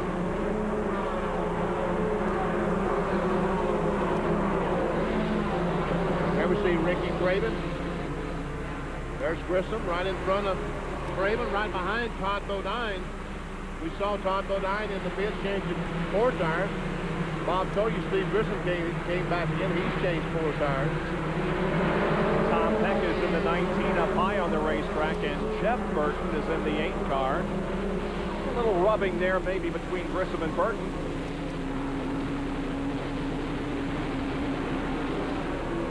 Tires make such a difference on these cars. Boy, it's so obvious. Situation. Here is Presley and Leslie. And this is the battle for 3rd position. Meanwhile, we go back. There we see the race with 3rd, 4th, and 5th. Larry Pearson is in 5th place right behind these 2 cars. He's had a good race, too. Pearson started 17th.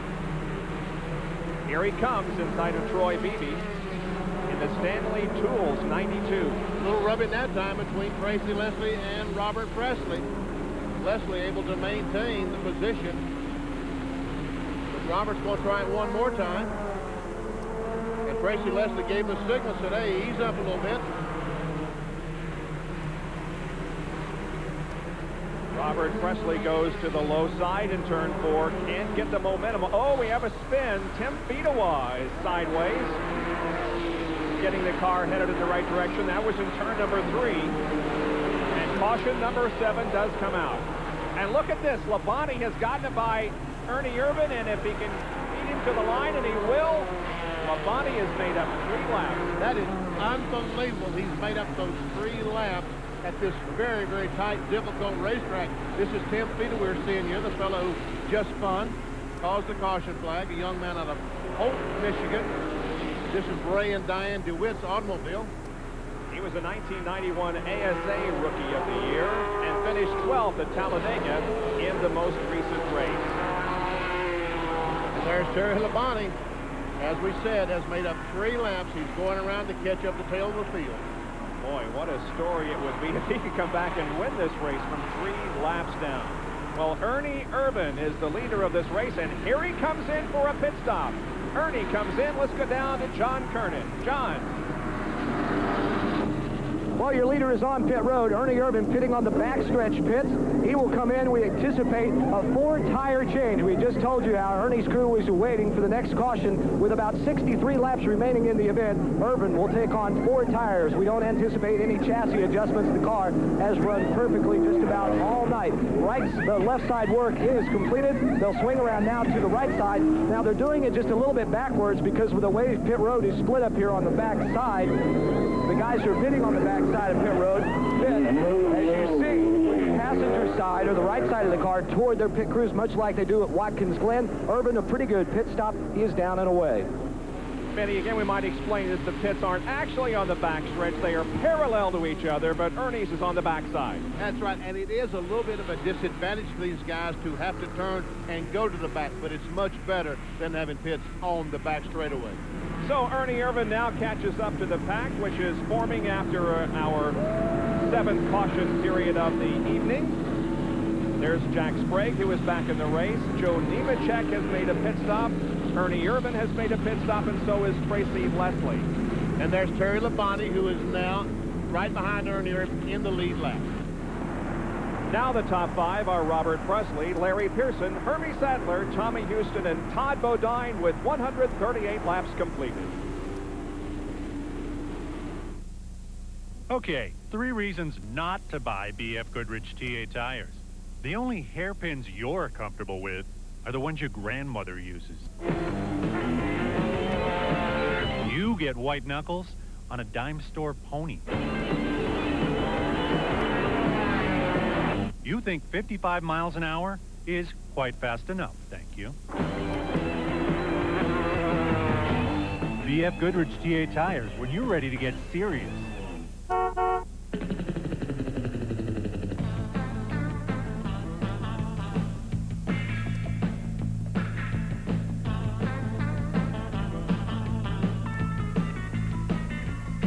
For a limited time, your family can get on a Yamaha water vehicle for as little as $4 a day, thanks to our special financing offer. At just $4 a day, it's a pretty hot deal. Go for it at your Yamaha water vehicle dealer. Oil. It's the lifeblood of your engine. That makes your oil filter your engine's most vital organ. That's why Fram keeps going the extra mile to make the best protection even better. The Fram Extra Guard oil filter. Unique glass fiber paper stops more dirt than any other filter for the best protection ever. Fram Extra Guard. American or import, it's an extra lease on life.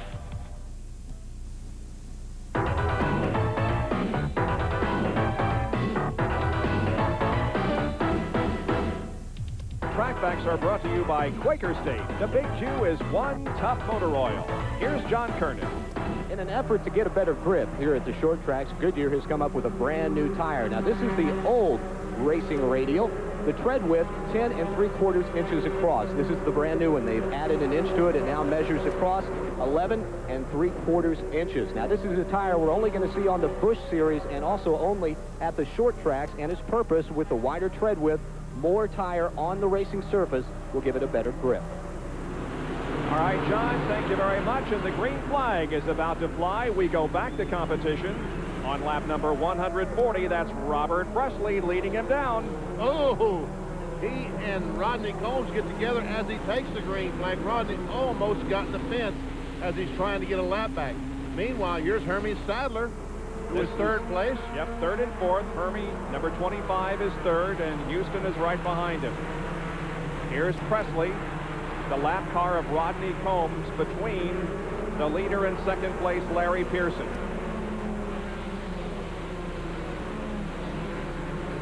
Hermie Sadler's been pretty impressive this year, Bob, as a rookie. Houston trying to take third place away from him, however. There's Tommy Houston, a good look at him.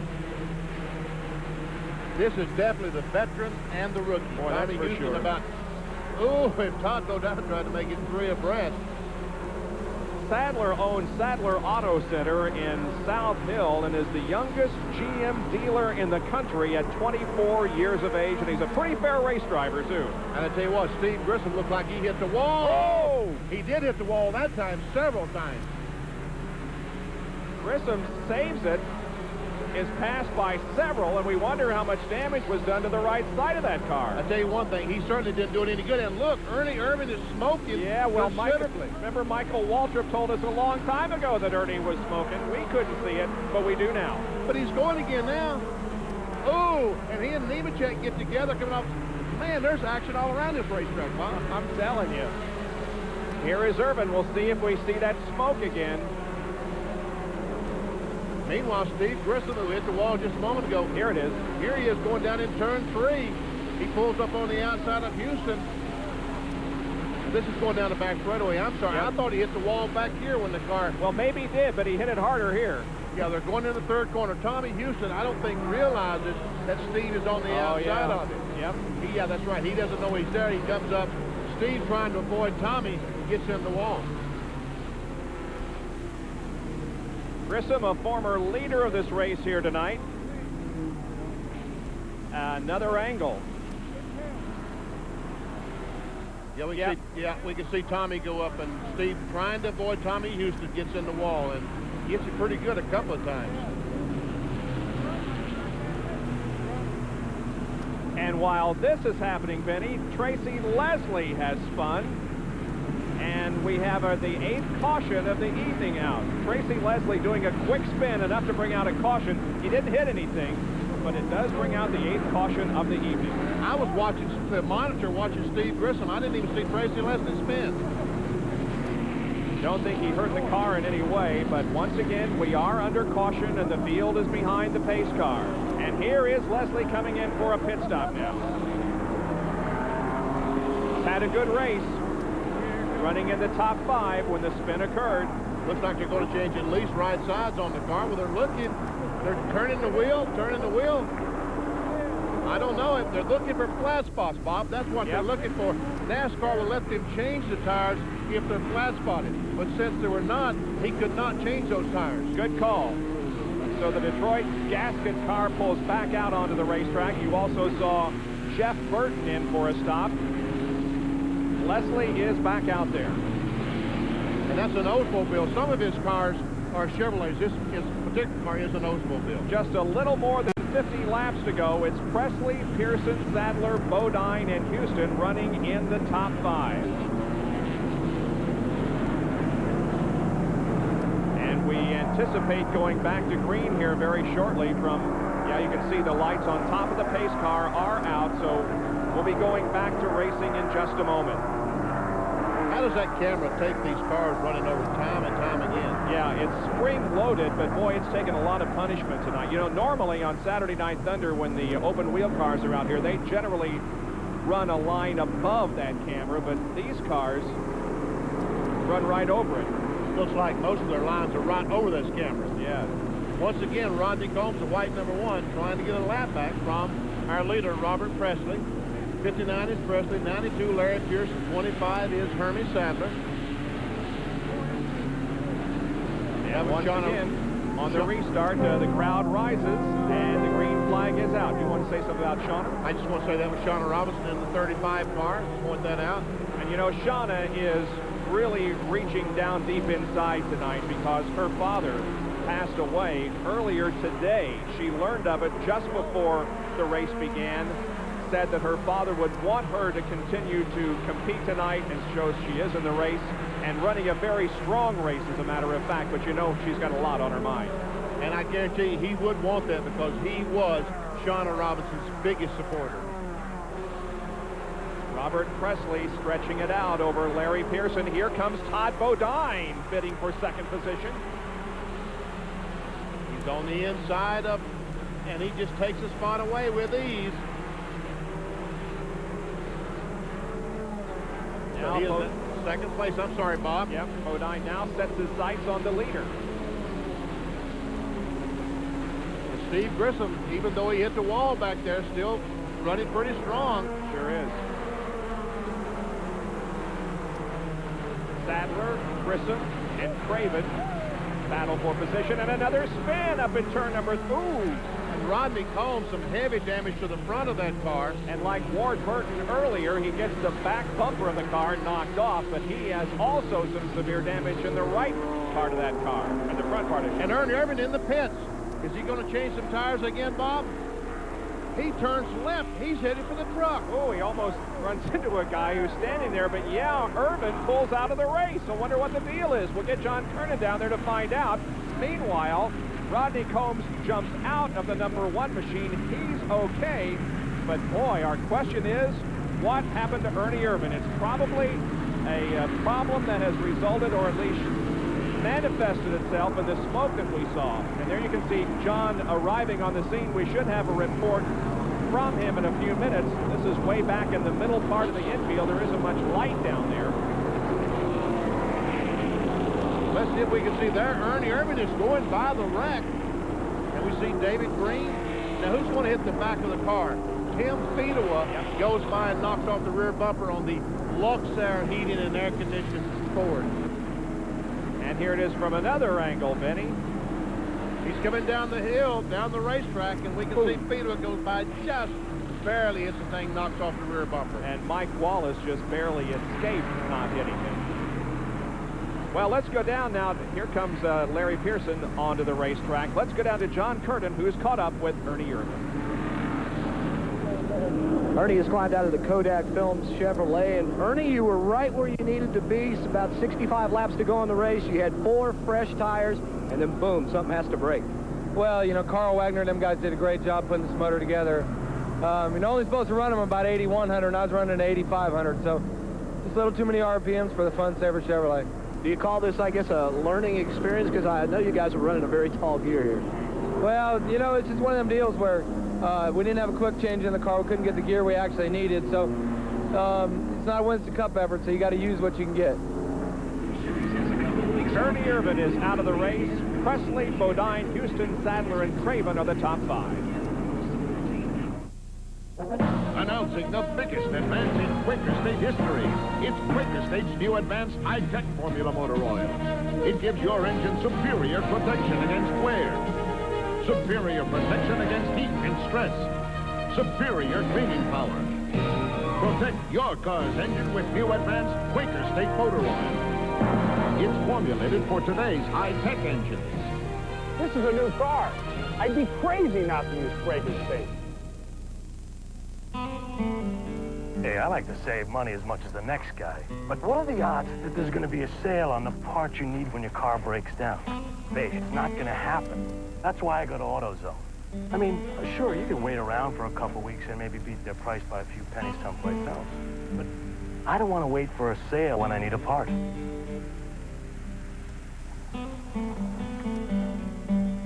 Now, what more could you ask for?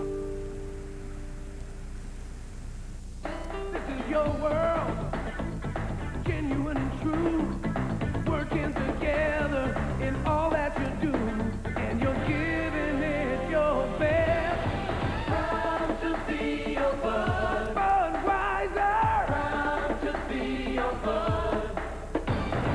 Proud to be your bud.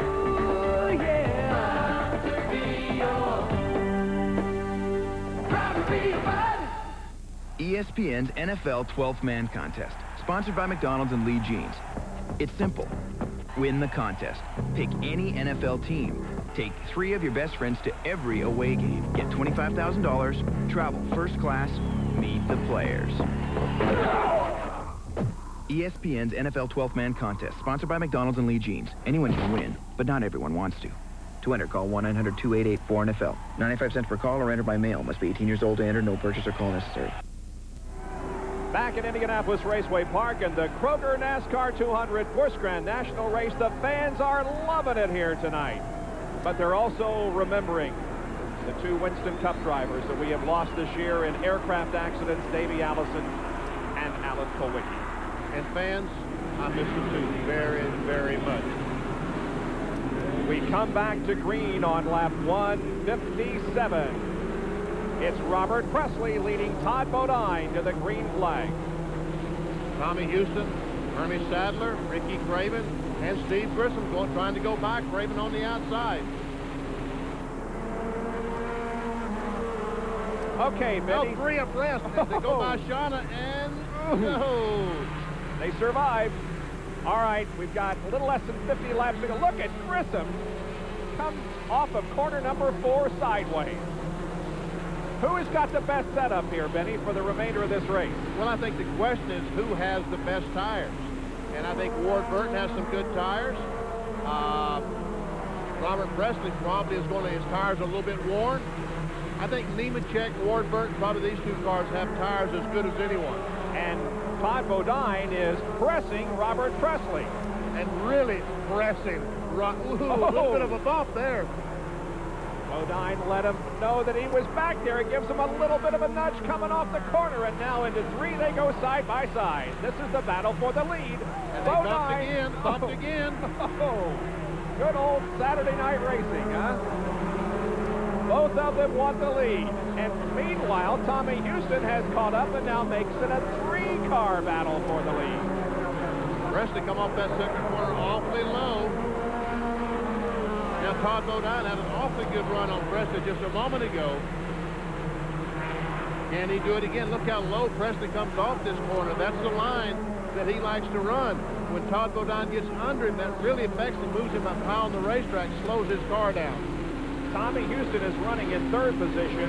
This is his best race of the year so far. His best finish in 93 has been a fourth at Hickory. And he only lives about 10 miles from Hickory Motor Speedway, so that was a good run at home for Tommy Houston. Craven now begins to close in on Houston. He does that. Has the DuPont Chevrolet running well. And here's Hermie Sadler and Bobby Hamilton. And there's Hermie Sadler, who almost got in the wall just a little bit ago, let these cars get by. And I tell you what, Sadler did a great job in missing the wall up there. Got into the marbles and got sideways, but saved it and didn't do any damage to the car. There are your top four: Presley, Bodine, Houston, and Sadler. Todd had a run just a few laps ago. Right now, doesn't seem to be able to catch Robert Presley.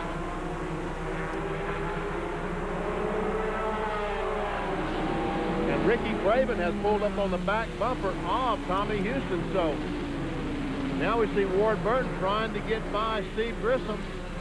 Also Nemechek trying to go by on the outside of Ward Burton. Good battle for fifth and sixth position. Nemechek up high, Ward Burton down low. Grissom leads the trio, and there's David Green and Terry Labonte. Terry Labonte's back in the mix. Maybe I should have picked Labonte to win this thing a few laps ago. Well, I tell you, he has had a strong night after a very slow beginning. Back with more from IRP in just a moment. High-performance cars, luxury performance cars, family cars, light trucks. If you've got the car, we've got the tire. Michelin, because so much is riding on your tires. Stop by Commercial Tire for a good deal on a great tire. Commercial Tire North, 23 Boyer Circle, Adams Industrial Park, Williston. Welcome to Circus Marcus, Vermont's own homegrown country circus, and starring the Circus Troopers!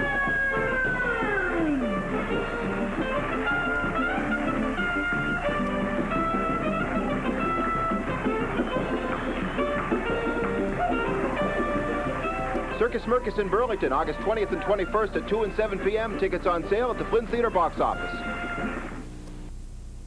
Historic Boston, where Lee Trevino, Chi-Chi, and senior legends blast off golf balls, not cannonballs, at the Bank of Boston Senior Classic. Tomorrow, live on ESPN. The Kroger 200 Busch Grand National Race continues from Indianapolis Raceway Park, and we still have a great battle up front. Todd Bodine trying to get the lead away from Robert Presley. He's been trying to do that for several laps, and now he does, coming off the fourth corner. He got Presley's groove coming off that corner and able to get, and Presley bumps in the back of Todd Bodine. Sideways. He gets Bodine sideways. Now he cuts up the three abreast as he come off the corner. And three cars into the wall, including Presley and Bodine. Ricky Craven is in the wall. Oh, and Steve Grissom takes a hard shot from somebody. I don't know who it was, but he got Larry Pearson that ran in the back of Steve Grissom. Yeah, there he is. And there's Pearson's car, and it's on fire. I hope Larry gets out of that car because he hit Steve Grissom very, very hard. There's Presley rolling, but he has severe damage to that car. We still don't see Larry Pearson. And Todd Bodine, there he is with fire under his car. And the guy's running down to Larry Pearson. It looks like that he's helping him out of the car. Yes, yeah. Larry's getting out of the car. Pearson is okay. Wow. At least the first two taken out. There is Todd Bodine. He's okay. We hope Steve Grissom is, because he got hit hard in the back of the car. Here it is again. We can see Presley that in the back bumper of the Todd Bodine car. Bodine gets a little bit sideways, does a great job saving it. Now there's Troy Beebe, and these cars are going to split Beebe. As they come off the corner, Presley comes up, puts Beebe up right in the side of Todd Bodine, and Beebe hits the right rear quarter of Presley's car, and all three cars crash. And here's Tommy Houston going down. Oh, he had a light pole there. Did you see the piece of the glass fall out of the light pole? He hit the thing so hard it knocked out a bulb or something. Again, from another angle. Presley on the inside of Beebe and Bodine, and all three of them go into the wall. Man, oh man, the two leaders of the race, and here comes Nemechek, goes right by and gets by safely. And we'll watch other cars as they go by. Now Presley comes back across. Ricky Craven in the wall on the outside. There's Grissom in the blue car. Now watch. Pearson hits him hard in the rear end of the car. Man, oh man, did he hit him hard. Terry Labonte gets through okay. And Grissom's car also has some fire under it, Bob. Here's another angle there. We see Tommy Houston come down and hit the light pole. Yeah, it was behind the scoreboard there, so you couldn't see it very well, but Houston did hit one of those light poles. There's Labonte going to the inside and avoiding all the wreckage. Boy, that was some wreck, and it happened at the front of the field, of course. Took out some serious leaders of the race as we see Larry Pearson walking back towards the infield area, the garage area. We have just a little more than 25 laps to go in this event, and they have a lot of work to do out there on the racetrack to get the cars off and the debris cleaned up. Presley continues to sit in his car, but I don't know whether he's going to be able to continue or not. If he goes back out there, he will certainly be at a reduced rate of speed because he hit the outside wall hard. Presley and Todd Bodine were battling for the lead when the crash occurred. John Kernan has found Todd Bodine down there. John, let's hear what Todd has to say. Bob, the good news, Todd, after that crash, has climbed out. He's walked back toward the transporters. And, Todd, you're okay. This was an incident that you saw when you came out of turn 2. You knew it wasn't going to work when you guys came out of there 3 wide, but actually some of the banging started a little bit before that. Well, yeah, you know, me and Robert were racing real hard. And I got in the back of him a couple times, you know, nothing intentional, nothing real hard, nothing to get him too out of shape. And, you know, I think he thinks he thought it was intentional. And, you know, when I finally got by him, he got in the back of me a little bit and got me sideways. I don't think he meant to do it that hard. I think he just meant to give me a love tap and let me know he was pissed off. But, you know, it's hard racing. And I got a little sideways and collected it back and got on the outside of Troy Beebe. And evidently Robert had gotten under him, and we all kind of collected in the wall off it, too. You know, it's really nobody's fault. It's just a shame it happened. We had took out 3 good cars, and, you know, Steve Grissom was a victim of circumstances, and I feel sorry for him. But, you know, it was good, hard racing.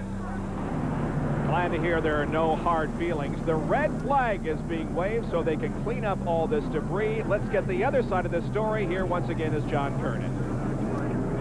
Well, Robert, you and Todd were out there racing pretty hard, a little bit of contact. You guys came out of turn 2 3 wide. You just knew on this racetrack something had to give, and it did. Oh, yeah, you know, this racetrack's tight anyway, and we were just out there, you know, Todd had a good car, and, you know, passing here is so hard, and track position means everything. And Todd got in me a couple times, went off in the corner. You know, I don't know if he just thought I was going to hit him or what, but he braked me a little bit. But, you know, heck, it ain't nothing I hadn't done to him 10 laps before that. So we come off of the corner there, and he got a little loose, and I got under Troy. And, you know, Troy's probably out there in another world, and he just didn't see what was even going on, or, you know, maybe his spotter wasn't telling him where he was at. But, you know, it was just some close racing.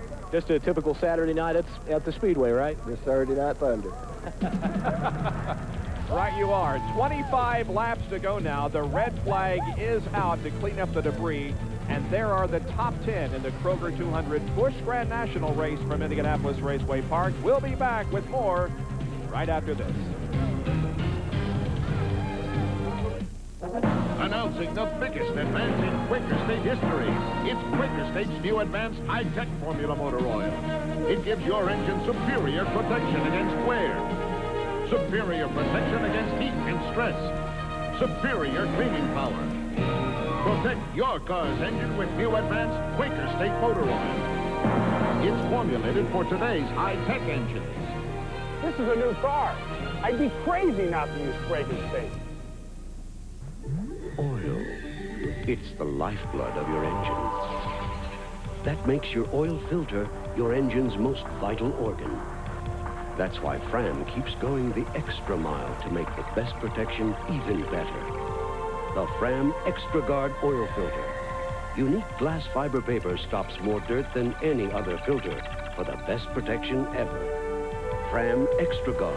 American or import, it's an extra lease on life.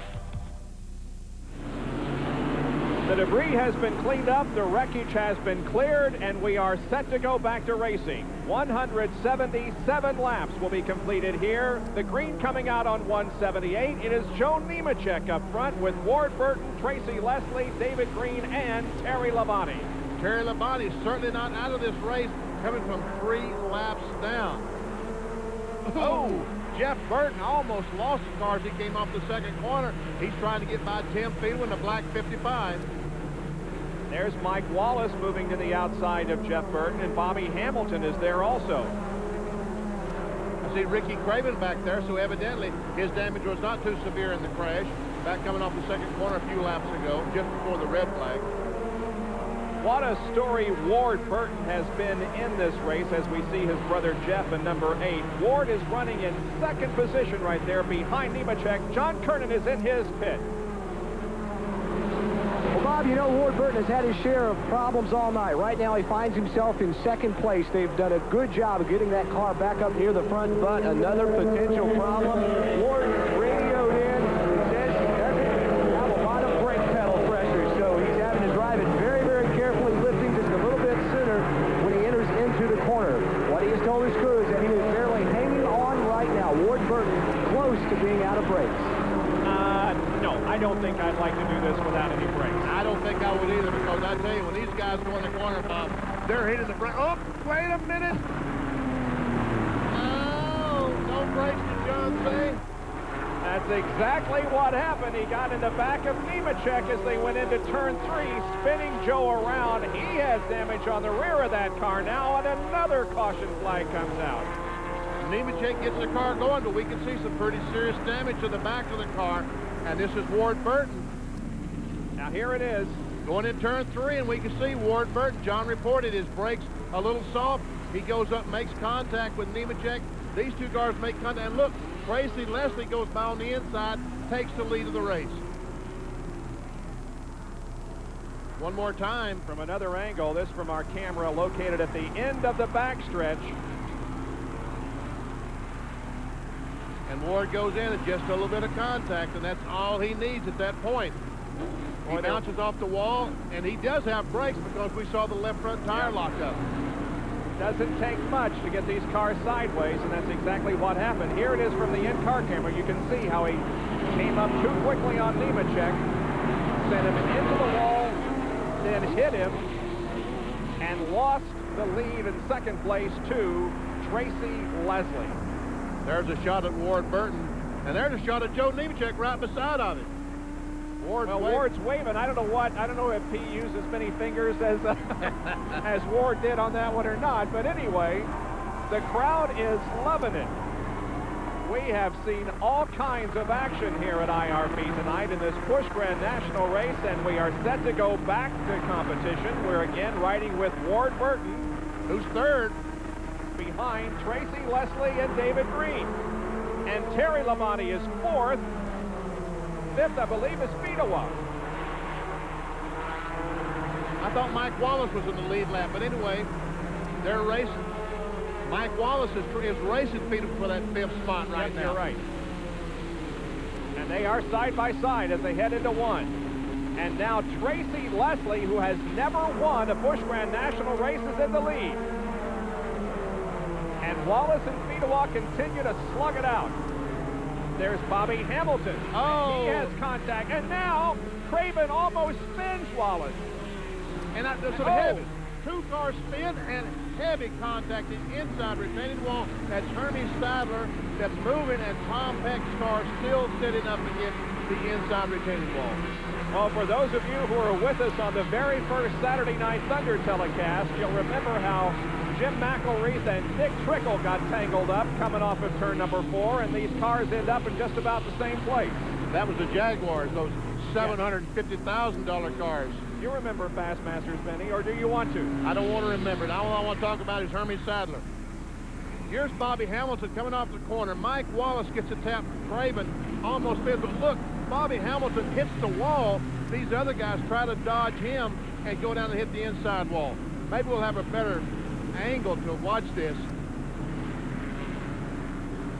But I did Sadler see... drives on. Peck stays there. Yeah, I think we'll be able to see here, Vinny. Yeah, this is a better angle. We can see Bobby Hamilton in the wall. Now these guys come along, and Sadler and Peck get together and just both turn left, go down, hit the inside wall. Hard contact by Tom Peck on the right side of the car, and rear end contact on the Hermie Sadler car. He drove away.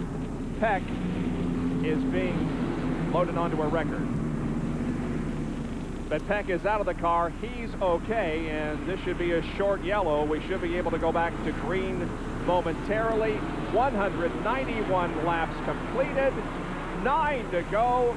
Here comes the green flag once again. Leslie still has the lead with Green second and Ward Burton third, and watch Mike Wallace. Just 8 laps to go. 8 laps for Tracy Leslie. You know he has to be as nervous as he ever has in his life. This is a former ARCA champion, Tracy Leslie, in the Detroit Gasket Oldsmobile. He won the ARCA championship in 1988. He drove his first race in 1975. He's a former track champion at Mount Clemens and at Toledo. Ron Parker, the owner of the car, the spotter for the car, I know he's as nervous as he can be too. As we see David Green, Ward Burton racing for that second spot. Riding with Ward Burton as he tries to get second. He probably won't get as close to David Green as he did to Joe Nemechek just a few laps ago. They're the first 5 cars running right together. Labonte fourth and Fedewa is fifth.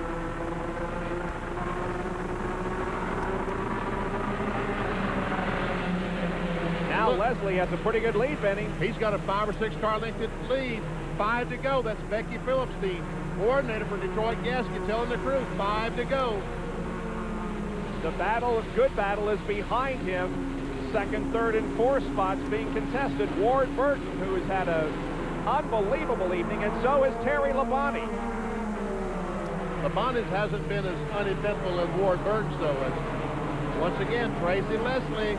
You mentioned Ron Parker, the owner of the car. You were instrumental in getting him into racing, weren't you? I used to work for Ron Parker, selling Detroit Gasket, and you know, he had never been to a race before I started working for him. Now he's an owner in the Busch Series. And he may be seeing his driver win his first Grand National race as we continue to follow this battle for second, third, and fourth. There once again is Becky Phillips, the racing coordinator for this team. She's got a monkey in the pits. I think they must be ready to throw that monkey off their back. Remember when Harry Gant did that at Darlington? They may be doing the same thing in Victory Lane if he should wind up there. Labonte making a bid for third here on Ward Burton. And Tim Fedewa right behind. He was trying to get by Labonte just a lap ago. Meanwhile, back to the lead. Here comes Tracy Leslie, David Green. Labonte gets third, but Burton battles back. He comes back. They're side by side.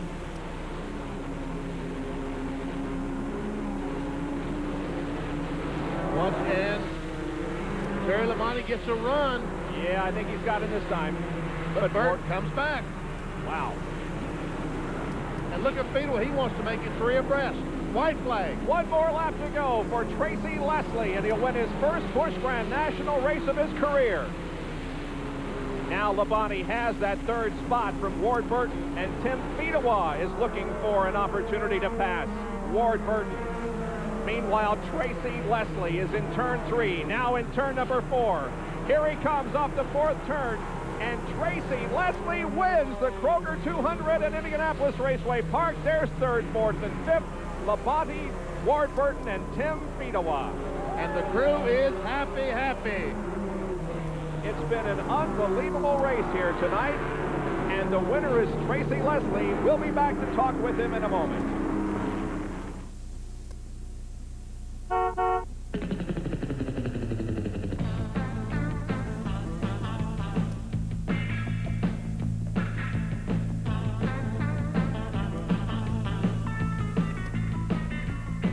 For a limited time, your family can get on a Yamaha water vehicle for as little as $4 a day, thanks to our special financing offer. At just $4 a day, it's a pretty hot deal. Go for it at your Yamaha water vehicle dealer.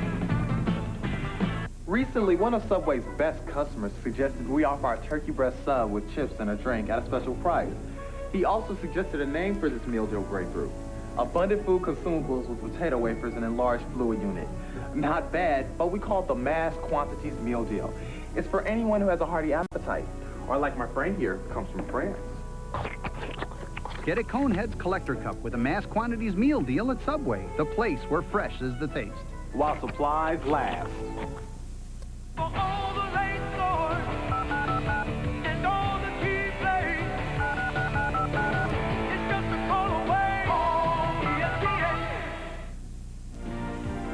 ESPN Speed World is being brought to you by Quaker State. The Big Q is one tough motor oil. By Allied Signals Fram Filters, you can pay a little now or a lot later. By your local Yamaha dealer, who invites you to see their exciting line of motorcycles, ATVs, and water vehicles. And by Subway, the place where fresh is the taste.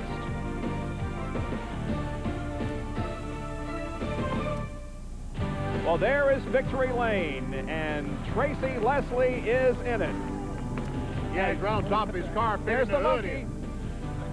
He threw that monkey away, didn't he? Threw it on the front stretch. Here's the final rundown. David Green was second, followed by Terry Labonte, Ward Burton. Mike Wallace was sixth. Ricky Craven, Jeff Burton, Bobby Hamilton, and Tommy Houston comes back to finish in 10th. See Hermie Sadler back in 13th after that crash on the front stretch. Robbie Stanley, a Saturday Night Thunder driver, finished in 15th.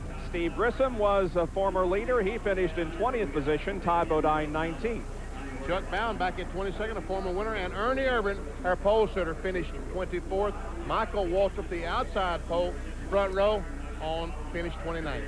And finally, Nathan Butke, Jeff Green, Eric Gordon, and Sammy Swindell complete the full field rundown. Well, Tracy Leslie, your best career finish in Busch Grand National came here at this racetrack 2 years ago. Tonight, you dodge all kinds of wrecks out there. You come away with your first career Busch Grand National victory. Got the monkey off your back, didn't you? Well, I tell you, it's been around there a long time, and we just didn't know if we were going to get it off. We had a little help with one of the Flintstone characters in the car tonight. And maybe Pebbles beat the monkey off our back. Tell me about how were you able to avoid all those wrecks and things out there? I tell you, the car just worked super. You know, Ernie was working good on the bottom. A couple cars were working real good on the bottom. We happened to be one of them. You know, we set our car up 2 years ago to run on the bottom. Unfortunately, last year we broke and didn't really have a good race at the end of the year. But, you know, tonight we just set that car up again to work on the bottom, and because we knew, you know, from being here 3 years ago running second, you got to work on the bottom to get around this place. Even though the faster groove's tough, the faster line, the bottom groove is where you got to get by everybody. And, you know, we set it up, and it was Banjo Matthews' car, and Robert Reeves, my crew chief, built the engine. We do our engines in-house, and never had a problem with the gasket, and the brakes stayed on good, so the sponsors are happy, and we're doing a good job tonight. Yeah, very, very happy. Tracy Leslie coming away with his very first Busch Grand National victory. Our congratulations to Tracy and all the Detroit Gasket team. There's Ron Parker, who bought this team from L.D. Ottinger a few years ago. And there is Shauna Robinson, who had her best performance of '93, finishing 12th here tonight, doing so knowing that her father passed away just a few hours ago. Our hats off to Shauna Robinson and our condolences. We had a full moon here at Indianapolis Raceway Park tonight and a lot of action. It reflects a change in the lead as far as Grand National points are concerned. David Green now has the lead by 4 over Steve Grissom. Coming up next, the USAC Sprint Cars at Winchester on Saturday Night Thunder. In-car cameras provided by CarQuest. For your nearest CarQuest store, call 1-800-492-PART. Once again, Tracy Leslie wins the Kroger 200. For John Kernan and Benny Parsons, I'm Bob Jenkins. So long, everyone.